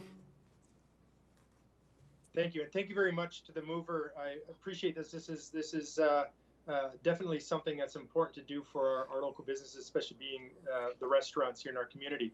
I'd like to propose an amendment to date this back to January 1st. I know we've had lots of snow and everything is happening that date, but it kind of gives a timeline that if people and restaurateurs that knew this was coming up may have started during the time of when there was snow and weren't thinking about the patio. So a January 1st date I think is fair, and I was wondering if I could put that amendment in. You can move the amendment for sure. Do you have a seconder? I'll second. Okay, seconded by Councillor Crowson. Okay, so the amendment says to something along the lines of, and this take effective January the 1st, 2021. That would be great. Okay, all in favor of the amendment? Are there any opposed? Okay, the amendment passes unanimously. Now we're back to the main motion as amended. If I don't know if I can continue here, or do I go out and come back in here on the? Go ahead. Okay, thank you very much, Mayor Spearman. So no, thank you again. I'm looking at timelines for not just the getting this rolling, but obviously some of the red tape that I've heard that as far as the permitting process. And I just wanted to make sure, and I think Mr. Malcolm, you spoke to that you're trying to move this as quick as possible, get those permits in place, and at that time obviously can explain the safety concerns that may come up. But of course, I just want to make sure that someone is not waiting for a month for a permit to come back, that we can move that in quicker. So with that, I guess it's not really a question. I just want to thank you and just make sure that we keep that in mind, that we can make sure the businesses are helped sooner than later. So thank you again to the mover for bringing this forward, and thank you. Okay, is there more a statement than a question? Okay. Okay, Councillor Crowson? Oh, sorry, was that? Oh, sorry, I thought it was debate, Mayor Spearman. Did you want an answer? Did you want Mr. If I could, Mr. Malcolm, yes, thank you. I thought we were in a debate and I couldn't ask a question. So if we could, Mr. Malcolm, if you could answer that, thank you. Yeah, you bet, Councillor Higgin. So there are two separate processes here, one that I can directly control and one that I can make comment to or try and help through. So our planning and development department are doing, as far as I know, their best to move through their permits as quickly as possible and be responsive. And I'm confident that that's happening. Their process is a little bit more formal in terms of the fact that they have existing development permits in place and they're issuing a temporary development permit.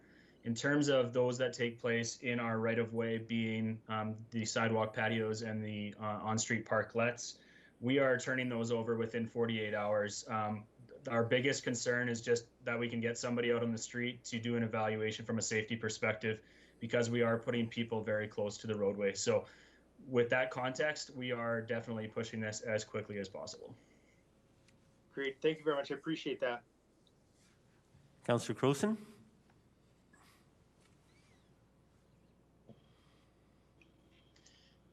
Thank you, Mayor Spearman. Thank you again for bringing forward Councillor Campbell. I think this was in some ways an oversight when we were looking at things last year. We were talking about this, it just never came forward. And this is something absolutely vital. This will certainly help the small businesses, but we also know that one of the things that is driving the COVID numbers is indoor private gatherings, which are not permitted.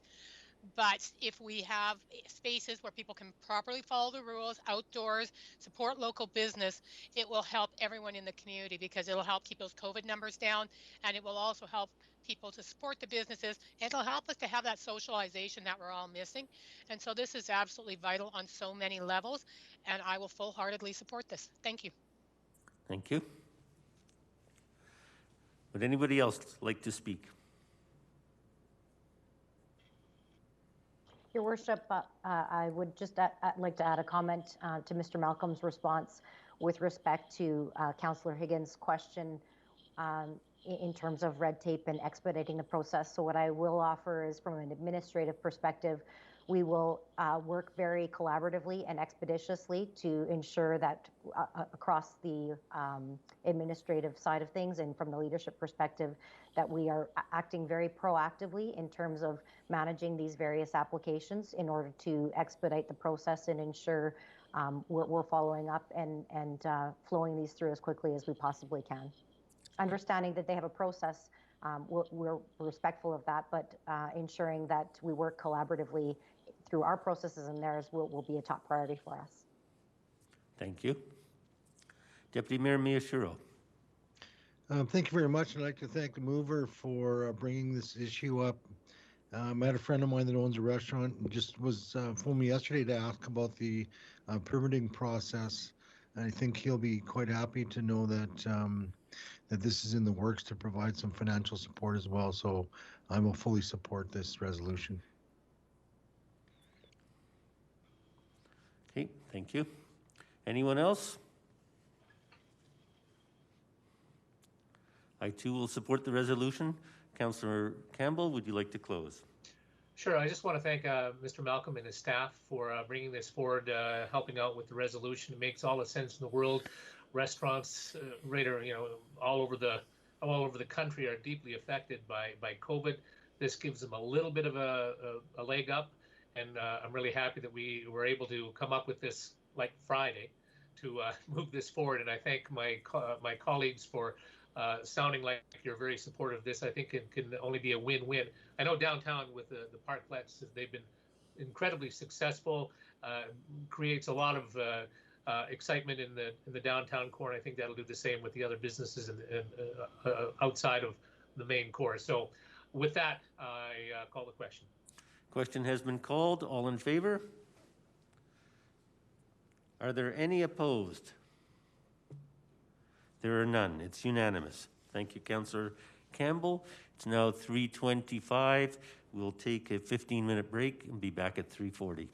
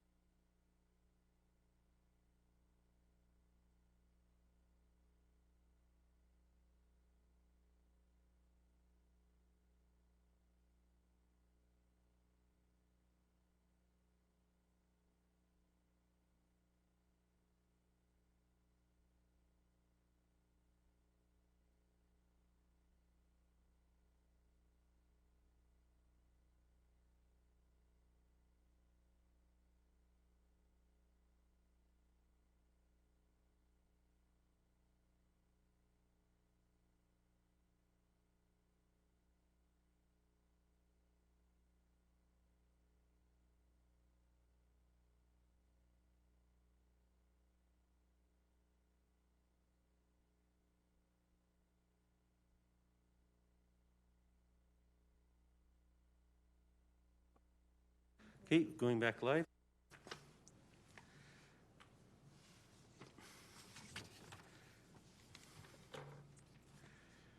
So,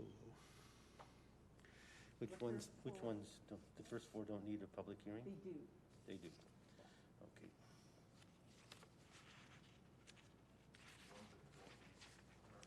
So then, 7 and 5. Yeah. Oh, the face covering one. You can start at that one. It does need a public hearing. okay.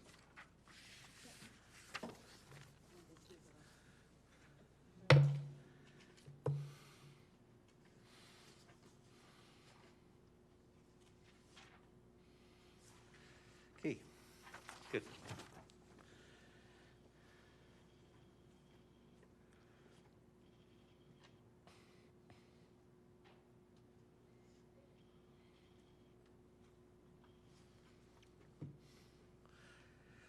Do we need to do a roll call to start the meeting again?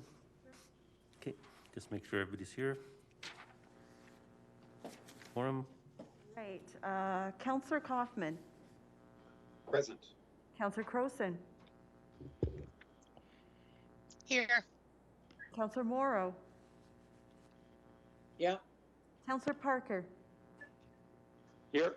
Acting Mayor Higgin, Present. Deputy Mayor Miyashiro, Here. Mayor Spearman, present. Councillor Campbell, Present. and Councillor Carlson.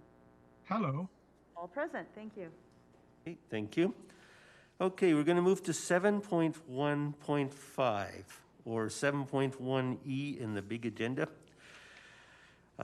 It's the bylaw 6278 amendment to bylaw 6239 temporary mandatory face coverings bylaw.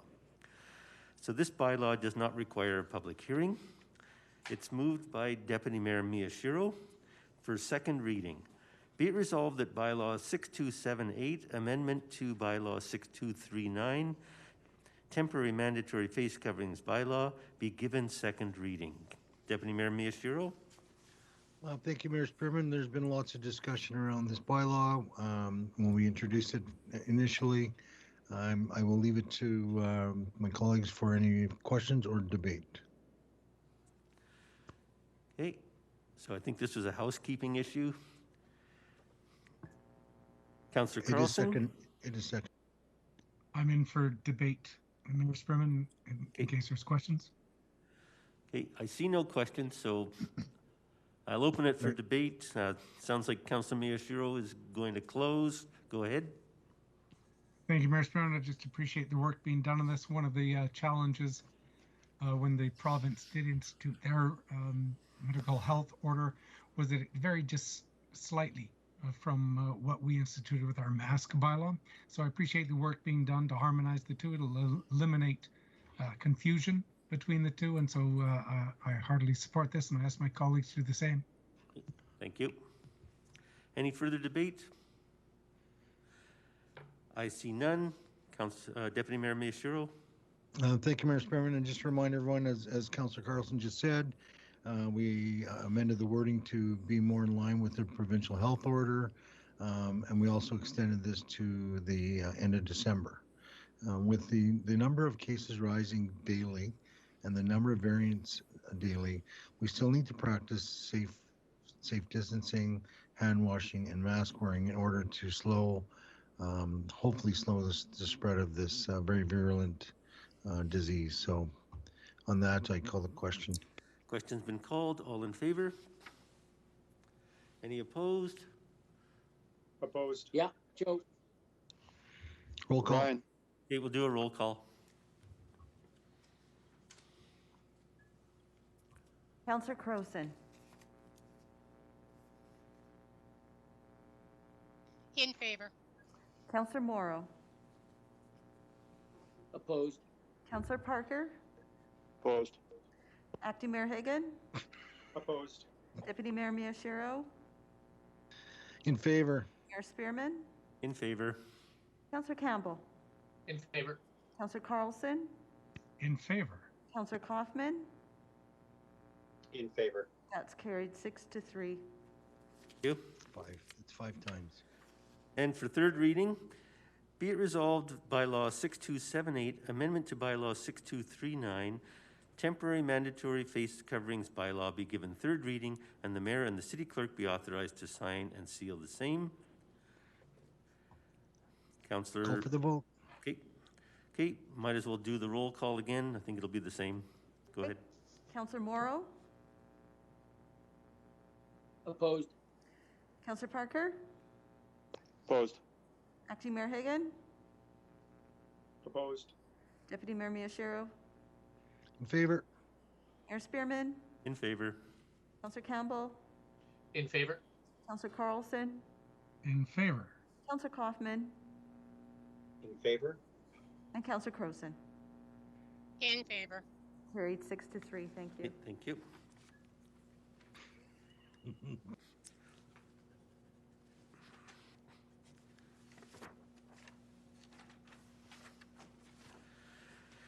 Okay, we'll move on to 7.16 or 7.1F. Bylaw 6281, a bylaw to provide for pre-authorized tax installment prepayment plan from Councillor Carlson. For second reading, be it resolved that bylaw 6281, a bylaw to provide for a pre-authorized tax installment prepayment plan, be given second reading. Councillor Carlson. Thank you, Mayor Spearman. This was presented, I believe, April 6th. I'm trying to look at my notes. I believe it was presented April 6th for first reading. I'll open it up to any questions of council. Any questions? I see none. Thank you, Mayor Spearman. I encourage my colleagues to vote in favor of this. This keeps our TIPP, our tax installment payment plan payments, the discount for prepaying your taxes the same as last year. I think it's at 0.75. Ms. Pinkson can correct me if I'm wrong. And I would also like just to take this opportunity, if the media and members of the public are listening, to encourage everyone to take advantage of the TIP program. It does give you a discount, a benefit to you for prepaying your taxes, and it does eliminate any possible penalties you could be receiving for missing paying your taxes. So just a big encouragement to our community to take part in this program. And if there's nothing further, I'll call for the vote. Question's been called. All in favor? Are there any opposed? I see none. It's unanimous. We'll now move on to third reading. Be it resolved that bylaw 6281, a bylaw to provide for pre-authorized tax installment prepayment plan, be given third reading, and the mayor and the city clerk be authorized to sign and seal the same. Councillor Carlson.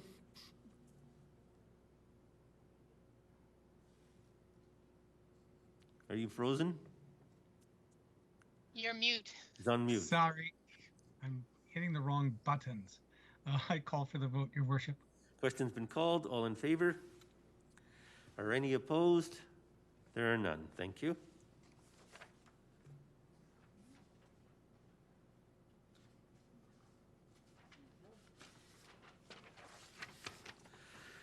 Okay, we now move on to bylaw 6282, 2021, Downtown Business Improvement Area Tax Bylaw. For second reading from Councillor Campbell. Be it resolved that bylaw 6282, 2021, Downtown Business Improvement Tax Bylaw be given second reading. Councillor Campbell. Are there any other questions? There are no questions. Then if there are no other questions, this is what we've done in the past, and we continue to do so. So I'll ask for my colleagues' support. Okay. Question has been called. All in favor? Are any opposed? Nobody's opposed, right? Thank you. Okay, we'll move on to third reading. Be it resolved that bylaw 6282, 2021 Downtown Business Improvement Area Tax Bylaw be given third reading, and the mayor and the city clerk be authorized to sign and seal the same. Councillor Campbell. Question. Question's been called. All in favor? Any opposed? There are none. Thank you.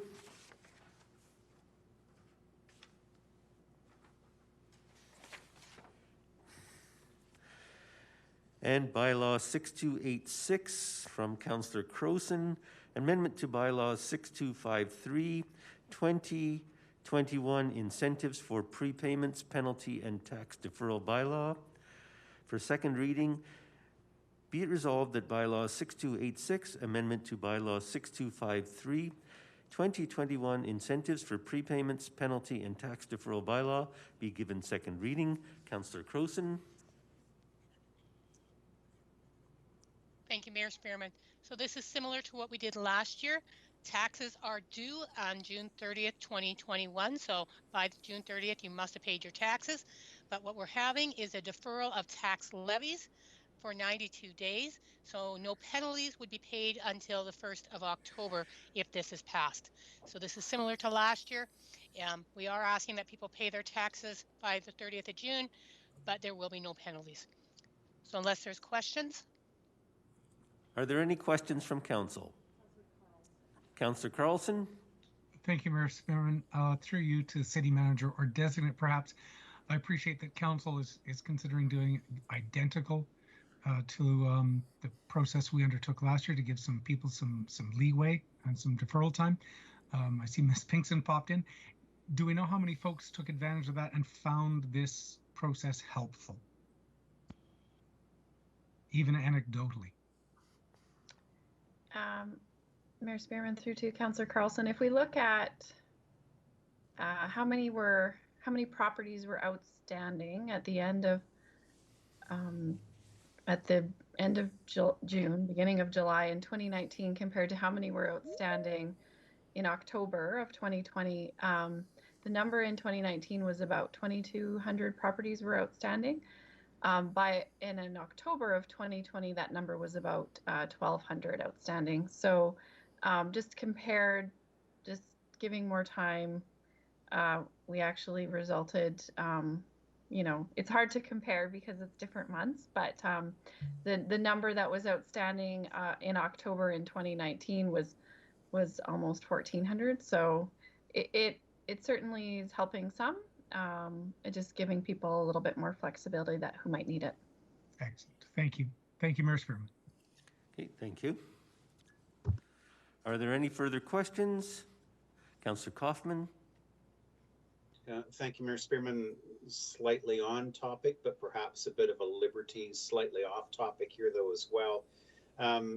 Related to this then is that if people carry that forward, do we have people that have carried their taxation from last year? We gave the deferral, they're carrying their taxation bill forward this year as well.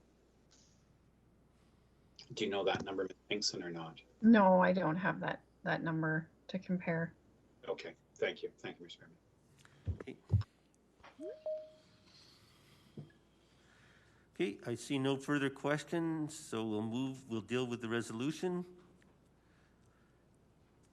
I think Councillor Croson has opened. Yeah, I'd just like to further say, just to remind anybody who's looking at this bylaw, check also bylaw 6281, which we just passed, because of course, entering into the TIP program can also help if you are having any concerns about paying your taxes. So I hope my colleagues will support this, because we did find last year it was helpful to residents and businesses, and we're hoping this year it will provide the same help. Okay, thank you. All in favor? Any opposed? There are none. And for third reading, be it resolved that bylaw 6286, amendment to bylaw 6253, 2021, incentives for prepayments, penalty, and tax deferral bylaw be given third reading, and the mayor and the city clerk be authorized to sign and seal the same. Councillor Croson? Question. Question's been called. All in favor? Any opposed? That is unanimous. Thank you. Okay, we'll just look at inquiries. We had 8.1, inquiry and response with respect to potholes, submitted by Councillor Croson. Is there any further questions?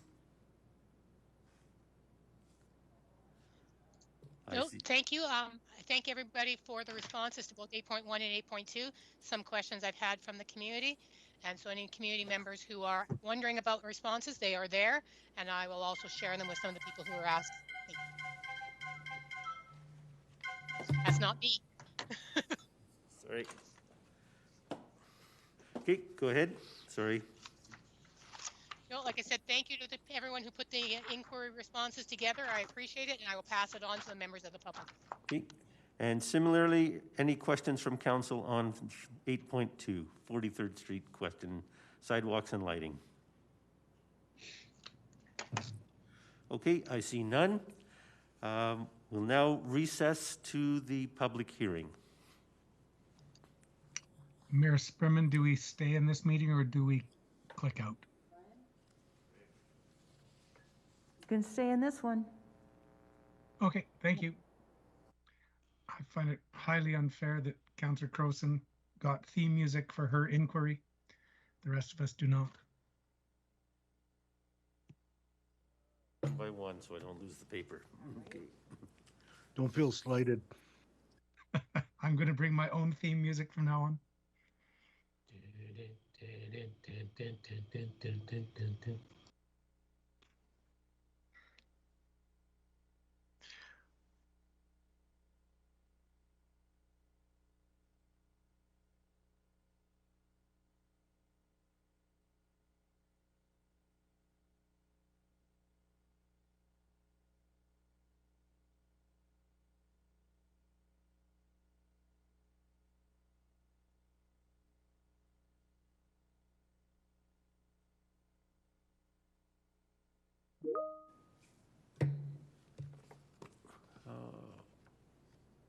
We just have 1 minute to go. Starts at 4 o'clock.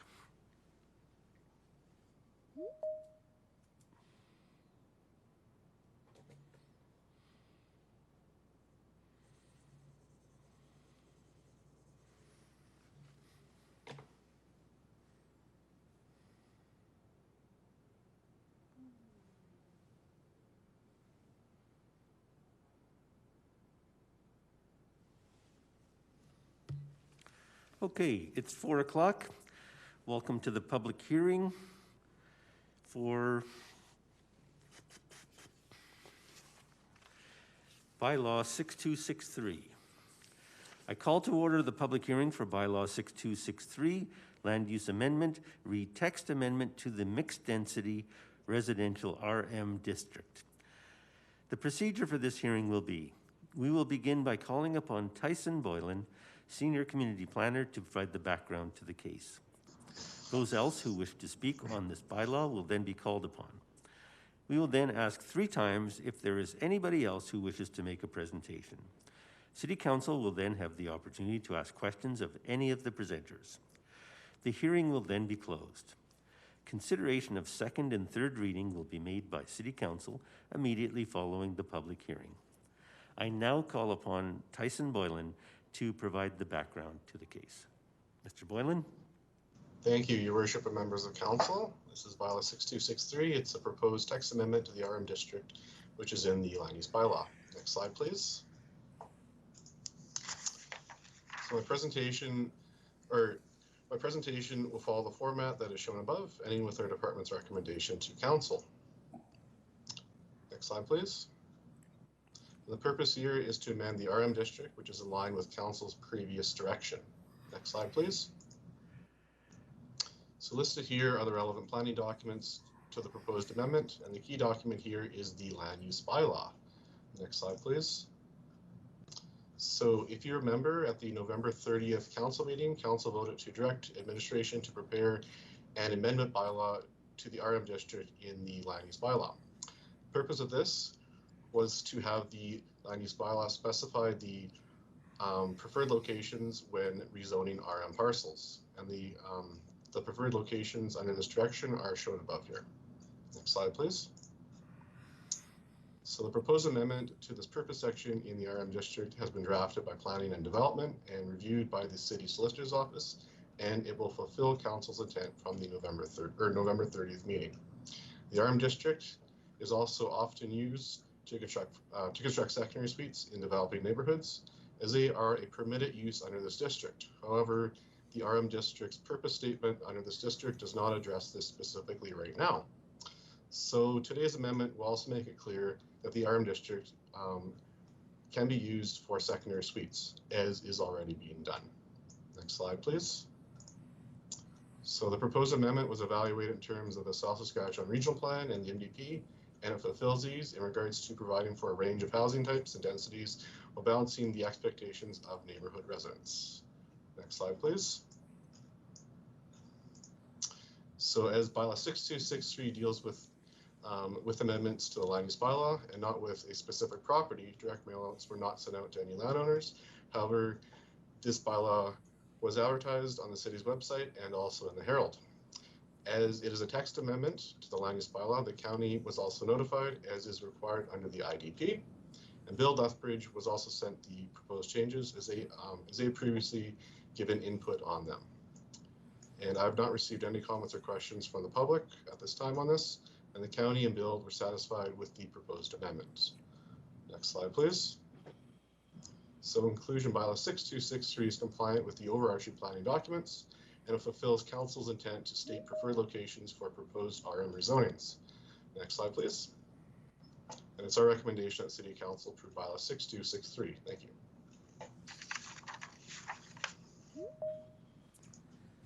Okay, thank you, Mr. Boylan. Are there any members of the public that wish to make a presentation on this matter? Are there any members of the public that wish to make a presentation on this matter? Okay, are there any members of the public that wish to make a presentation on this matter? For a third and final time, Members of the public that wish to make a presentation on this matter. are there any members of the public that wish to make a presentation on this matter? Are there any members of the public that wish to make a presentation on this matter? I think Maureen is echoing her. She's got, must be watching YouTube or something, but it keeps echoing. Somebody's got their microphone on, yep. Okay. Okay, we did receive a letter from Build, a late submission received today in support of bylaw 6263. It was made available to all councillors. Hearing no other presenters, it is now time for City Council to ask questions of the presenters. Questions from Council?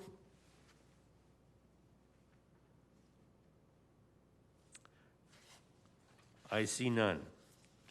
Hearing none, I now declare the public hearing closed. This matter may be decided later this afternoon following the public hearing.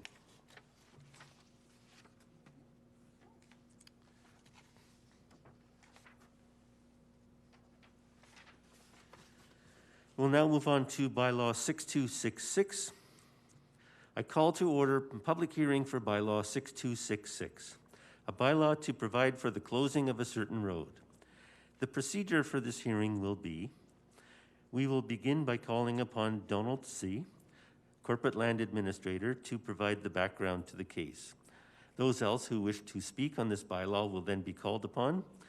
We will then ask 3 times if there is anybody else who wishes to make a presentation. City Council will then have the opportunity to ask questions of any of the presenters. The hearing will then be closed. Consideration of second and third reading will be made by City Council immediately following the public hearing. I now call upon Donald C. to provide the background to the case.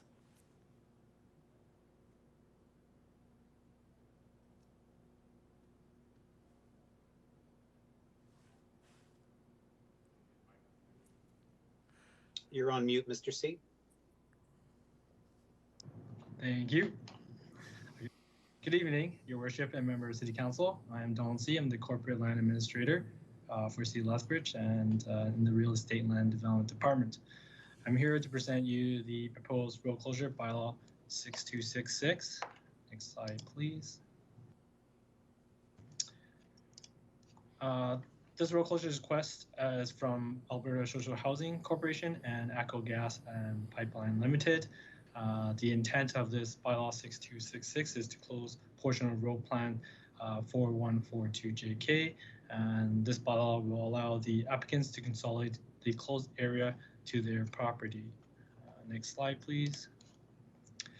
So let's look at the location. As you can see, the red circle on this map, the proposed road closure is located north of Lethbridge. Next slide, please. As we zoom a little closer, the proposed road closure is between 5th and 4th Avenue North, and the closed area is highlighted by yellow hash lines. And also this lane, there's only one access onto this lane, and that's from Stafford Drive North. Next slide, please. So this road closure area will be divided in two. As you can see, the map here is labeled 1 and 2. Number 1 is 0.119 acres, more or less portion of road plan 4142 JK, and this portion will be consolidated to Alberta Social Housing, Alberta Social Housing property.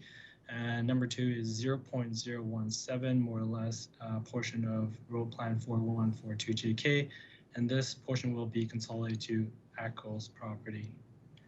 Next slide, please. So to give you a little background on the public lane, the closed area that we'll be closing is obviously as part of the public lane, but the only portion that's currently being used is more east and west portion, and that is being used as emergency exit by ATCO. And so that portion of the lane will remain open as public lane.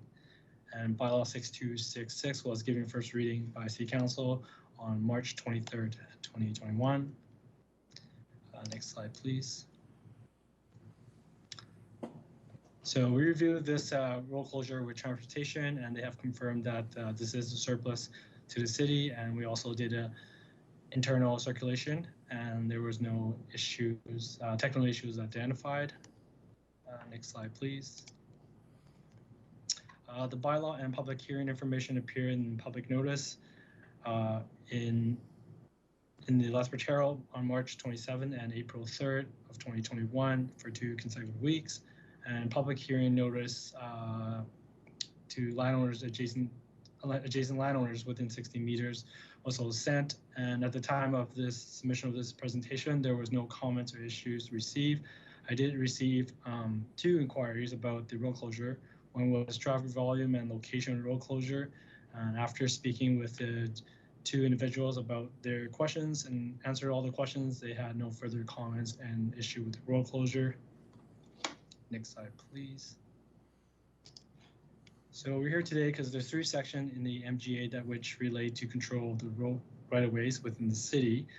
Section 16.2 states that the title to all roads within a city is vested in the city, and Section 18.1 states the city has control of the roads with its boundary, and Section 22.1 states the council must pass a bylaw to close the road right-of-way within the city.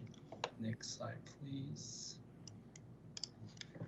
To conclude, we recommend City Council to support this road closure bylaw 6266 as second and third reading. Thanks. Thank you, Mr. Tse. Are there any members of the public that wish to make a presentation on this matter? For a second time, are there any members of the public that wish to make a presentation on this matter? Anybody online? For a third and final time, are there any members of the public that wish to make a presentation on this matter? Hearing no other presenters, it is now time for City Council to ask any questions. I'll start with Councillor Kaufman. Thank you, Mr. Chairman. Thank you, Mr. Safe, for the presentation, the information. Just for clarification, you did identify that the east-west portion of that lane is used by ATCO as an emergency exit. Do they have that designated with the city, or protection for the city? Is it required for their particular site? Yeah, it's particularly for their site. There is no designated on the right-of-way. It's just, they just use it as a public lane, but it's identified as an emergency exit on their property. Okay, and so the north-south access is then surplus to them or irrelevant to them? Yeah, they are buying a portion of it. Yeah, and the whole lane, the north-south, is surplus, okay, and nobody's been using it. Okay, excellent. Thank you. Thank you, Mr. President. Councillor Carlson. Thank you, Mayor Spearman. Thank you, Mr. C, for the presentation. I'm just curious. I believe in our update of our MDP, one of the policies was to discourage road closures. Would that have any effect on these types of road closures? I think we discussed that in the MDP. And maybe I was misunderstanding. But oh, I see Ms. Gehring has her hand up. I think she and I were the ones discussing it at that point. So if it's okay with Donald, I will jump in here. Councillor Carlson, the discussion we had in the MDP was to allow for pedestrian and connectivity. In this particular case, the lane doesn't go anywhere. It doesn't connect anything, so it really and truly is surplus. Thank you. It's the Talking Head song, the Road to Nowhere, I think it is. Excellent. Thank you. Okay, I see no further questions. If there are no other questions from council, I now declare the public hearing closed. This matter may be decided later this afternoon following the public hearing.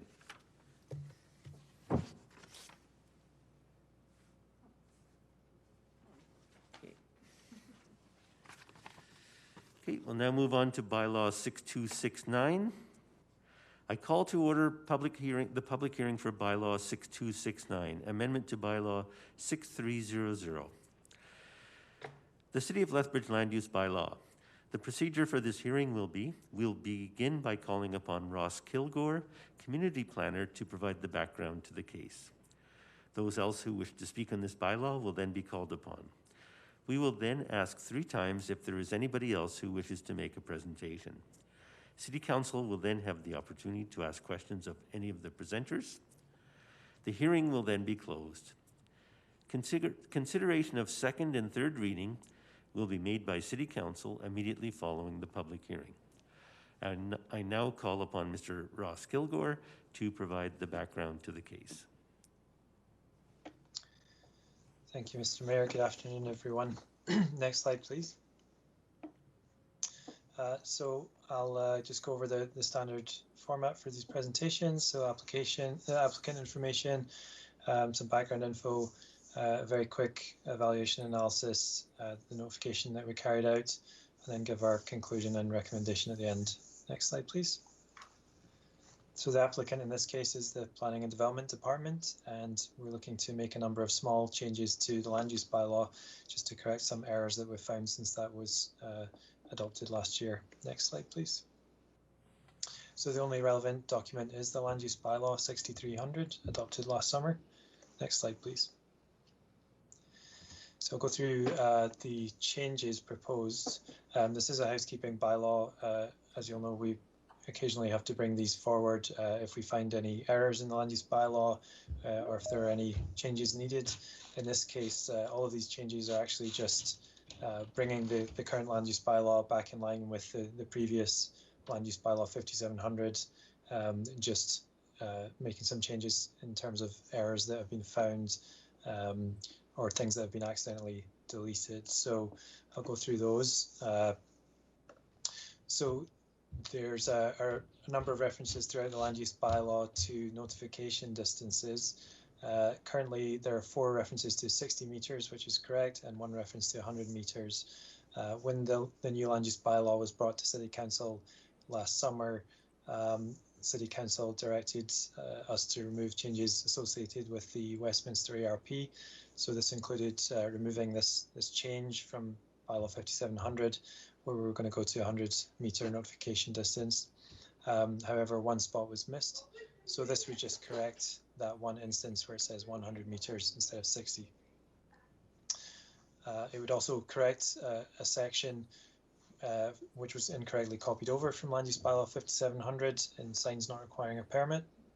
It would add back in the minimum parking requirement for the supportive housing use, which again was in the previous land use bylaw but wasn't copied over. And then similarly, it would add back in the dwelling apartment mixed use back into general commercial district, which was missed. And then finally, it would delete a floor area ratio requirement from the R100 district. So these were all deleted in the new land use bylaw, and this one was missed. So next slide, please. So this is in line with Council's strategic plan, where it tells us to learn from our mistakes and seek continuous improvement. The draft bylaw was reviewed by city technical staff, such as planners and development officers, as well as the city solicitor's office. Next slide, please. So because this deals with the land use bylaw rather than a specific property, we didn't mail out any notification letters. Rather, we advertised as usual in the Lethbridge Herald on 2 days. We also notified the Lethbridge County in line with the intermunicipal development plan. The county indicated that they have no concerns with the draft bylaw.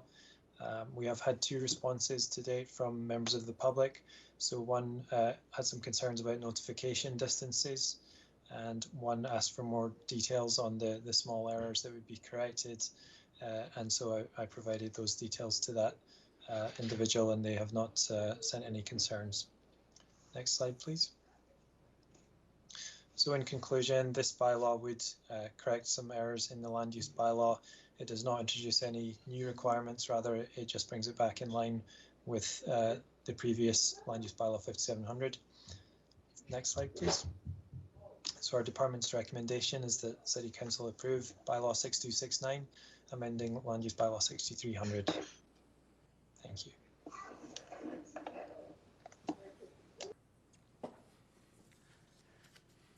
Thank you, Mr. Kilgore. Are there any members of the public that wish to make a presentation on this matter? And is there anyone online who wishes to make a presentation on this matter?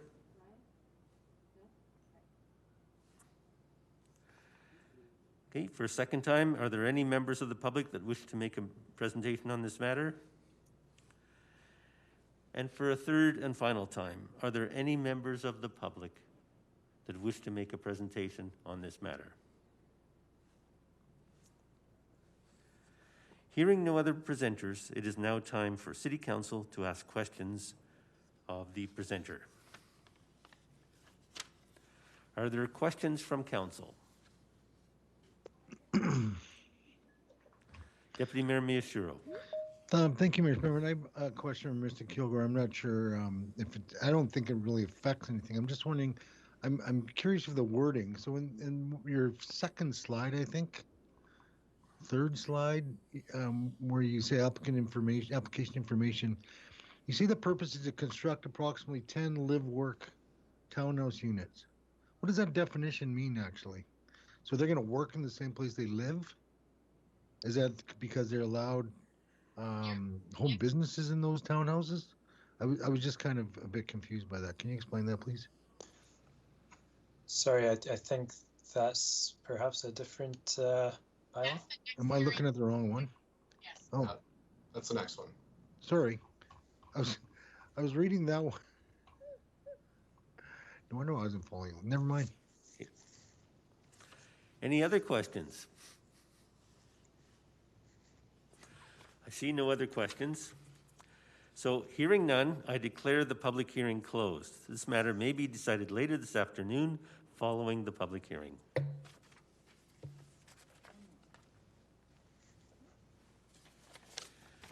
My apologies, I thought we had 3, not 4. Okay, here's the one you want to know about. Bylaw 6273. I call to order the public hearing for Bylaw 6273, Land Use Bylaw Amendment, Re 155 Métis Trail West, Copperwood 2. The procedure for this hearing will be, we will begin by calling upon Mr. Tyson Boylan, Senior Community Planner, to provide the background to the case. Those else who wish to speak on this bylaw will then be called upon. We will then ask 3 times if there is anybody else who wishes to make a presentation. City Council will then have the opportunity to ask questions of any of the presenters. The hearing will then be closed. Consideration of second and third reading will be made by City Council immediately following the public hearing. I now call upon Mr. Tyson Boylan to provide the background to the case. Mr. Boylan. Thank you, Your Worship and members of Council. This is the 4th public hearing today, the final one. And this is a proposed land use bylaw amendment to 155 Métis Trail West, which is in Copperwood 2. Next slide, please. So my presentation will follow the format of today's other land use bylaw presentations. Next slide, please. The applicant is the developer of Copperwood, Daytona Urban Development, and a representative from Daytona is here, and they will be presenting after I'm done and can also answer questions. The applicant wishes to rezone an undeveloped area of Copperwood from RM to the UI district in order to allow for development of 10 live-work townhouses in the amendment area. Next slide, please. And the application is in the far west of the city, which is shown as a red star above here. Next slide. And as you can see on the detailed map shown in green, the site is located in the far southeast corner of the Copperwood neighborhood. Next slide, please. So the amendment area is outlined in green here once again on the air photo, and it is in an area that is currently undeveloped at this time, just beyond the southern extent of development in Copperwood. Existing homes in Colebrook Close are just to the north, and this air photo is from 2019, so a few more homes have now been built in Colebrook Close. 25th Street West is just to the east and is located on a gravel road, or is currently a gravel road at this time. However, this will be extended as part of Meaty Trail in the future. Next slide, please. So this photo was taken on the ground, and it's taken from 25th Street West, looking westwards. Existing development on Colebrook Close is shown on the right-hand side of this image. The left part of this image is currently undeveloped at this time, but the proposed amendment site will be located here. I should mention too that a new community entrance road into Copperwood will also be built this year between the existing and the future development in about the center of this image. Next slide, please. So this photo is taken from the opposite end, and it's taken looking eastwards this time. You can see the current extent of Copperwood development on the left, and the rezoning area is located on the right. And the new community entrance road will be built in the middle between them. Next slide, please. So listed here are the relevant planning documents to the proposed rezoning. Next slide. And the location of the proposed amendment is identified here in the West Lethbridge Phase 2 ASP. Next slide, please. The Copperwood Stage 2 outline plan was adopted in 2012, and the outline plan concept map is displayed above and is more detailed than the ASP is. This shows mixed density residential land uses and is illustrated by the arrow pointing to the amendment area. Next slide, please. So for the existing and the proposed land use districts, the map on the left shows the existing RM district, while the map on the right shows the proposed UI district. The applicant wishes to develop 10 live-work units with a type D home occupation on the main floor and a dwelling unit occupying the top 2 stories. A type D home occupation is defined as a home business operated by the home's occupant that allows for walk-in customer visits. The UI district allows for more innovative land uses and developments that cannot be accommodated under other land use districts. The proposal is not possible under these other land use districts, such as the existing RM district, as they either do not allow for type D home occupations or require a larger site. So this leaves us with the proposed UI district. If the UI district is approved here, it will also require a more detailed comprehensive site plan to be approved by MPC at one of their future public meetings.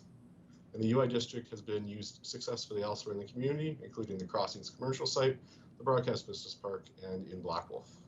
Next slide, please. So for evaluation and analysis, the proposed amendment complies with the regional plan and the MDP in regards to innovative housing types, encouraging live, work, shop, and play uses in proximity to each other and promoting mixed-use development. Next slide, please. The proposed amendment also complies with the West Lethbridge Phase 2 ASP, which discusses innovative and different housing forms, as well as commercial opportunities located at entry points into neighborhoods. In terms of the outline plan, the proposed amendment is similar in density to the land use that was originally planned and that it will be surrounded by. And the developer also worked with city staff to ensure that the intended development could be accommodated in the area from a utility and a transportation perspective. Next slide, please. So mailings are sent out to the owners of the parcel shown on the green hatched area as shown above. Ads also appeared in the Herald and on the city's website. And as of today's date, 3 neighboring property owners have contacted city staff asking general questions on the proposed land use bylaw amendment, and this information was provided to them. Next slide, please. So in conclusion, bylaw 6273 is compliant with all existing statutory and approved plans for the area. Next slide. And it is our recommendation that City Council approve bylaw 6273. Thank you. Thank you, Mr. Boylan. I now call upon the applicant, Mr. Don Jansen, to make a 5-minute presentation. Mr. Jansen. Good evening, Your Worship, members of council, and everyone in attendance today. Thank you for taking the time to entertain this rezoning application and listen to our ideas for the next phase in Copperwood.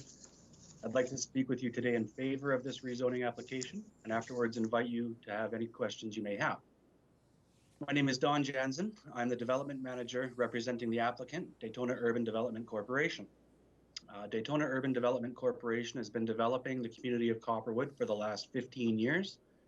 A lot has happened in that time, and originally the marketing for our community was that it was a great place to grow. And we've used that tagline successfully for the last 15 years. Recently, we've decided to rebrand the community as a mature neighborhood and have released our It's All Here marketing campaign. Copperwood is now a mature development with thousands of residents. There's a new K-5 school, many parks and ponds, and lots of walking trails. Right across Whoop Up Drive, there's the ATB Center and multiple new businesses in the crossings that weren't here even 5 years ago. But we feel that something is still missing. There are currently no centralized prospects within the community of Copperwood for small, local, entrepreneurial style mom and pop service or neighborhood retail shops. So we see an opportunity where we can help bring this style of business directly to our community.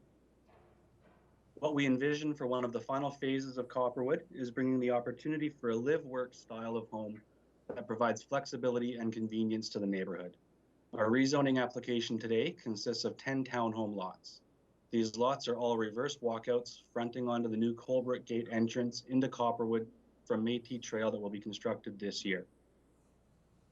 With close proximity to two of Copperwood's largest parks and plenty of walking trails, the intent of this development node will be to create a pedestrian-oriented streetscape with wider sidewalks and a lay-by separating the traffic on Colebrook Gate from a group of small shops. After working with our builder partners to develop some preliminary plans, we are proposing to construct 10 residential units in 3 buildings of townhomes that will provide the opportunity for owners to live on the main and upper floors, while either operating a small home-based business out of the ground level unit or potentially renting out this space to other residential tenants, which will help increase affordability and provide cost-effective retail spaces that can act as mortgage helpers for those who no longer wish to operate their home-based business. Unfortunately, due to the current health regulations in place, we were unable to host a traditional open house. However, in lieu of hosting an open house, we've created and posted a short video to our Copperwood community page that detailed our proposal and asked viewers to reach out with any comments and or questions they had. To date, this video has been posted continuously for the past 5 weeks and has over 1,100 views. The video and the request for comments were also emailed directly to over 500 Copperwood residents. To date, we've received approximately 24 inquiries, with the majority of respondents seeking more information on the purchase of these homes in the future. We did also receive a few questions about parking and traffic and how we plan to deal with these 2 items specifically. As we have planned to have 2 off-street parking stalls, as well as 2 on-street parking stalls per unit in the lay-by, and the proposed development is on the entrance into the community, the answers provided to these questions satisfied the curiosity of the people asking. We've also consulted with a number of home-based business owners in the community of Copperwood, and one of their primary concerns we heard consistently was that they wanted to open a storefront business, but were hindered by the high cost and long-term commitments of renting traditional bricks and mortar retail spaces. Some of the types of businesses that were suggested would be a great fit for the community include a pet grooming service, hairstylist, accounting office, or even a local political headquarters. In today's current environment, there is more desire than ever to support local businesses, and particularly neighborhood businesses run by the people we see walking down the street every day. It truly is becoming a smaller world with a smaller bubble for everyone in it. This concludes my comments today, Your Worship. If there are any questions, I'd be happy to answer them. Okay, thank you very much. We will now see if there are any members of the public that wish to make a presentation on this matter. Is there anyone online who wishes to make a presentation? For a second time, is there any member of the public that wishes to make a presentation on this matter? And for a third and final time, is there any member of the public that wishes to make a presentation on this matter? Hearing no other presenters, it is now time for City Council to ask questions of the presenters. I'll start with Councillor Carlson. Thank you for the presentations and the explanations. Just a quick question on process-wise. Council is just looking at rezoning the property, but there will then be a comprehensive site plan done. Council doesn't approve that. Goes through MPC, am I correct in the process? Yes, that's Okay. correct. Thank you. Just wanted to check on that. Thank you. Thank you. Maybe Mr. Boyson, would this type of, would this include businesses like, for example, music teachers? Is that for me, Mr. Mayor? Yes. Yes, it could. So music teachers are actually under type C home occupations. Okay. So type D home occupations are for where there's walk-in customer visits. Music teachers would not be part of this. Would not. Okay, thank you. Okay, would any other businesses that might generate noise and disturbance to other residents of the townhouses be permitted? Are there any considerations of businesses? Are these all fairly quiet type of businesses then? Yeah, they tend to be retail type developments. I'll maybe let Mr. Jansen answer as to what type of businesses they're looking for here. Okay, Mr. Jansen? Yes, thank you, Mr. Boylan. Mr. Mayor, yes, these are small home-based businesses. We're not looking to have anybody stir up any trouble in the neighborhood, if you will. We're looking to be nice and quiet and work with everybody in the neighborhood. We've been very particular on the types of businesses that we are allowing, and they are all small neighborhood, like I said, home, pet grooming, hairstylist, accountant's office, possible lawyer's office, that kind of stuff, sir. Okay. Any businesses that might have high traffic or significant parking issues? No, sir, not that we've included in our businesses allowed, no. Okay, thank you. Councillor Campbell. Thank you, Mr. Mayor, and thank you, Mr. Jansen. I was just curious, have you seen this done? Did I hear that this has been done in the city before, or are you modeling this after something that's done in another city? I haven't seen this done within Lethbridge, sir. However, I've seen this done in Seattle, Vancouver, a couple projects in Regina, Saskatchewan, as well as Edmonton and Calgary. To great success, I imagine? Definitely, yes, sir. Great. Thank you. Are there any further questions from members of council?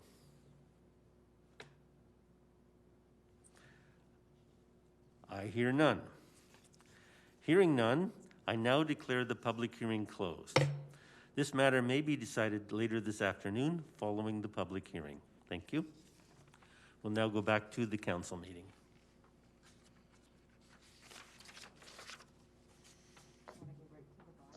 Yeah.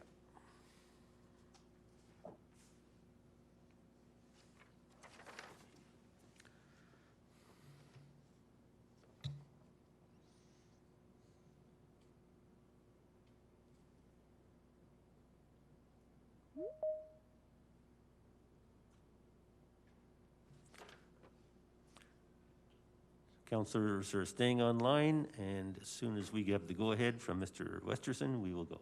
Yeah. Good to go. Okay, we're back in the City Council meeting. We'll start with Bylaw 6263. Land Use Bylaw Amendment, read text amendments to the Mixed Density Residential R-M District. Moved by Councillor Parker. Second reading. Be it resolved that bylaw 6263, land use amendment re text amendment to the mixed density residential R-M district be given second reading. Councillor Parker. Thank you, Mr. Mayor. Well, as most members of council know, we've already had a public hearing on this, and this should be pretty fresh in people's memory. We did have the presentation. We didn't have any opposition to it. I just asked for council's support on this. See, Councillor Kaufman has some questions or possibly some debate. Okay, Councillor Kaufman. Thank you, Mayor Spearman. Actually, just in support of this bylaw, my memory serves correct. Council knows that my memory is always incorrect. So I want to send a special thank you to Ms. Gehring and her team for the work on this. I know that Councilor Miyashiro and I were pretty sure where it was heading, but we were wrong. However, the work that's been done, the amendments around this support the ultimate objective, and I greatly appreciate the work. So thank you for that, and I will definitely support second and third reading of this bylaw. Okay, that sounded like debate. Good. Any further debate? Okay, I'll ask Councillor Parker to close, please. I'm in for debate. Oh, you're in I'm for in for debate. debate. Okay, your name didn't appear on the list yet, so. Oh, Okay, my you hand's pressed up, the though. wrong button. Okay, you have to turn around once in a while and look. okay. Deputy Mayor Miyashiro. Okay, this will be really quick. I just want to thank Ms. Gehring and her department for pulling this together and actually actualizing the shared hallucination that Councillor Kaufman and I had for a couple of years, and actually making our deepest dreams come true. Thank you. I'm fully in support of this. Okay. And now I see Councillor Kaufman's name back in the queue again, which would be, is this more debate? Okay. It's just bad memory. If it's, yeah, I'd like to speak if I, no. Any other debate? Okay, Councillor Parker? Seeing none, Mr. Mayor, I'd call the question. Question's been called. All in favor? Are any opposed? I see none. Thank you. For third reading, be it resolved that bylaw 6263, land use amendment re text amendment to the mixed density R-M district be given third reading, and the mayor and the city clerk be authorized to sign and seal the same. Councillor Parker? Question, Mr. Mayor? Question's been called. All in favor? Are any opposed? There are none. Thank you.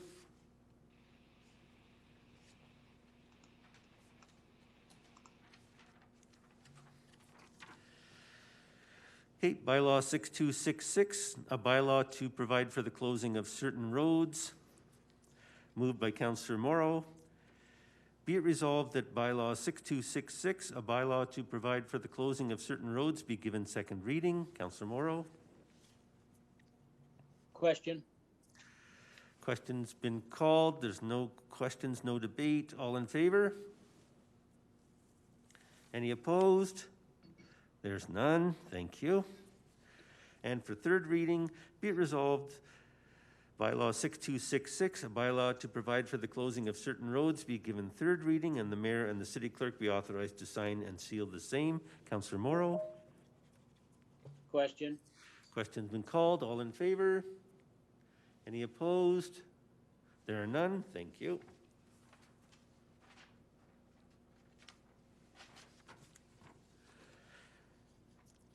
Bylaw 6269, amendment to bylaw 6300, the City of Lethbridge Land Use Bylaw for second reading, moved by Councillor Kaufman. Be it resolved that bylaw 6269, amendment to bylaw 6300, the City of Lethbridge Land Use Bylaw be given second reading. Councillor Kaufman. Thank you, Mayor Spearman. I see that Councillor Croson has her hand up. Councillor Croson. Thank you, Mayor Spearman. I have a question for Councillor Kaufman. Councillor Kaufman, does this bylaw sustain its own integrity? As I understand it, Councillor Croson, I believe it does. A thorough read would certainly indicate that. Thank you. That's the only question I had. Okay. Any further If there questions from councillors?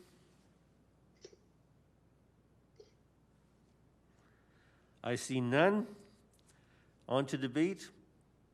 Councillor Kaufman, Thank you. I'll close unless other members have anything to say.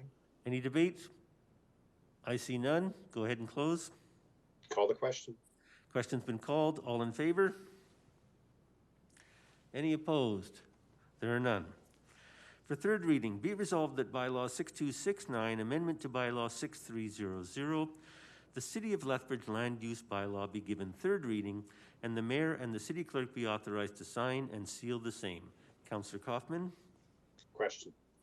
Question's been called. All in favor? Or any opposed? There are none. Thank you.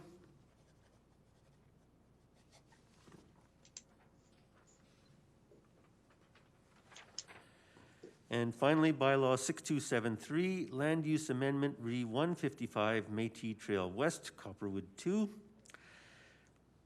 For second reading from Councillor Crowson, be it resolved that bylaw 6273, land use bylaw amendment re 55 Métis Trail West, Copperwood 2, be given second reading. Councillor Crowson. Thank you, Mayor Spearman. Of course, we were just heard from the hearing previously. This is bringing back actually something we would have seen 100 years ago, where a lot of businesses actually had the main floor as a business and then upstairs living, and this is bringing this into Copperwood. And so I would ask my colleagues for support on this bylaw. Okay, any questions? Okay, it sounds like Councillor Crowson has opened debate. Any debate? Councillor Crowson. Okay, Deputy Mayor Miyashiro. Yeah, thank you, Mayor Spearman. My debate is I fully support this now that I'm up to date on the right bylaw. I'm fully in support of it. Thank you. Okay, thank you. And Councillor Crowson to close. As I noted, this is something that will actually help develop commerce in this area and support small businesses, and I hope my colleagues will support this. Thank you. All in favor? Any opposed? There are none. For third reading, be it resolved that bylaw 6273, land use amendment re 155 Métis Trail West, Copperwood 2, be given third reading, and the mayor and the city clerk be authorized to sign and seal the same. Councillor Crowson. Question. Question's been called. All in favor? Are any opposed? That's unanimous. Thank you. Okay, now we'll go to updates. Are there any updates? Council updates? I see none. Okay, can I have a resolution to go in camera, please? So moved by Councillor Kaufman. All in favor? Okay, we'll just recess for a moment.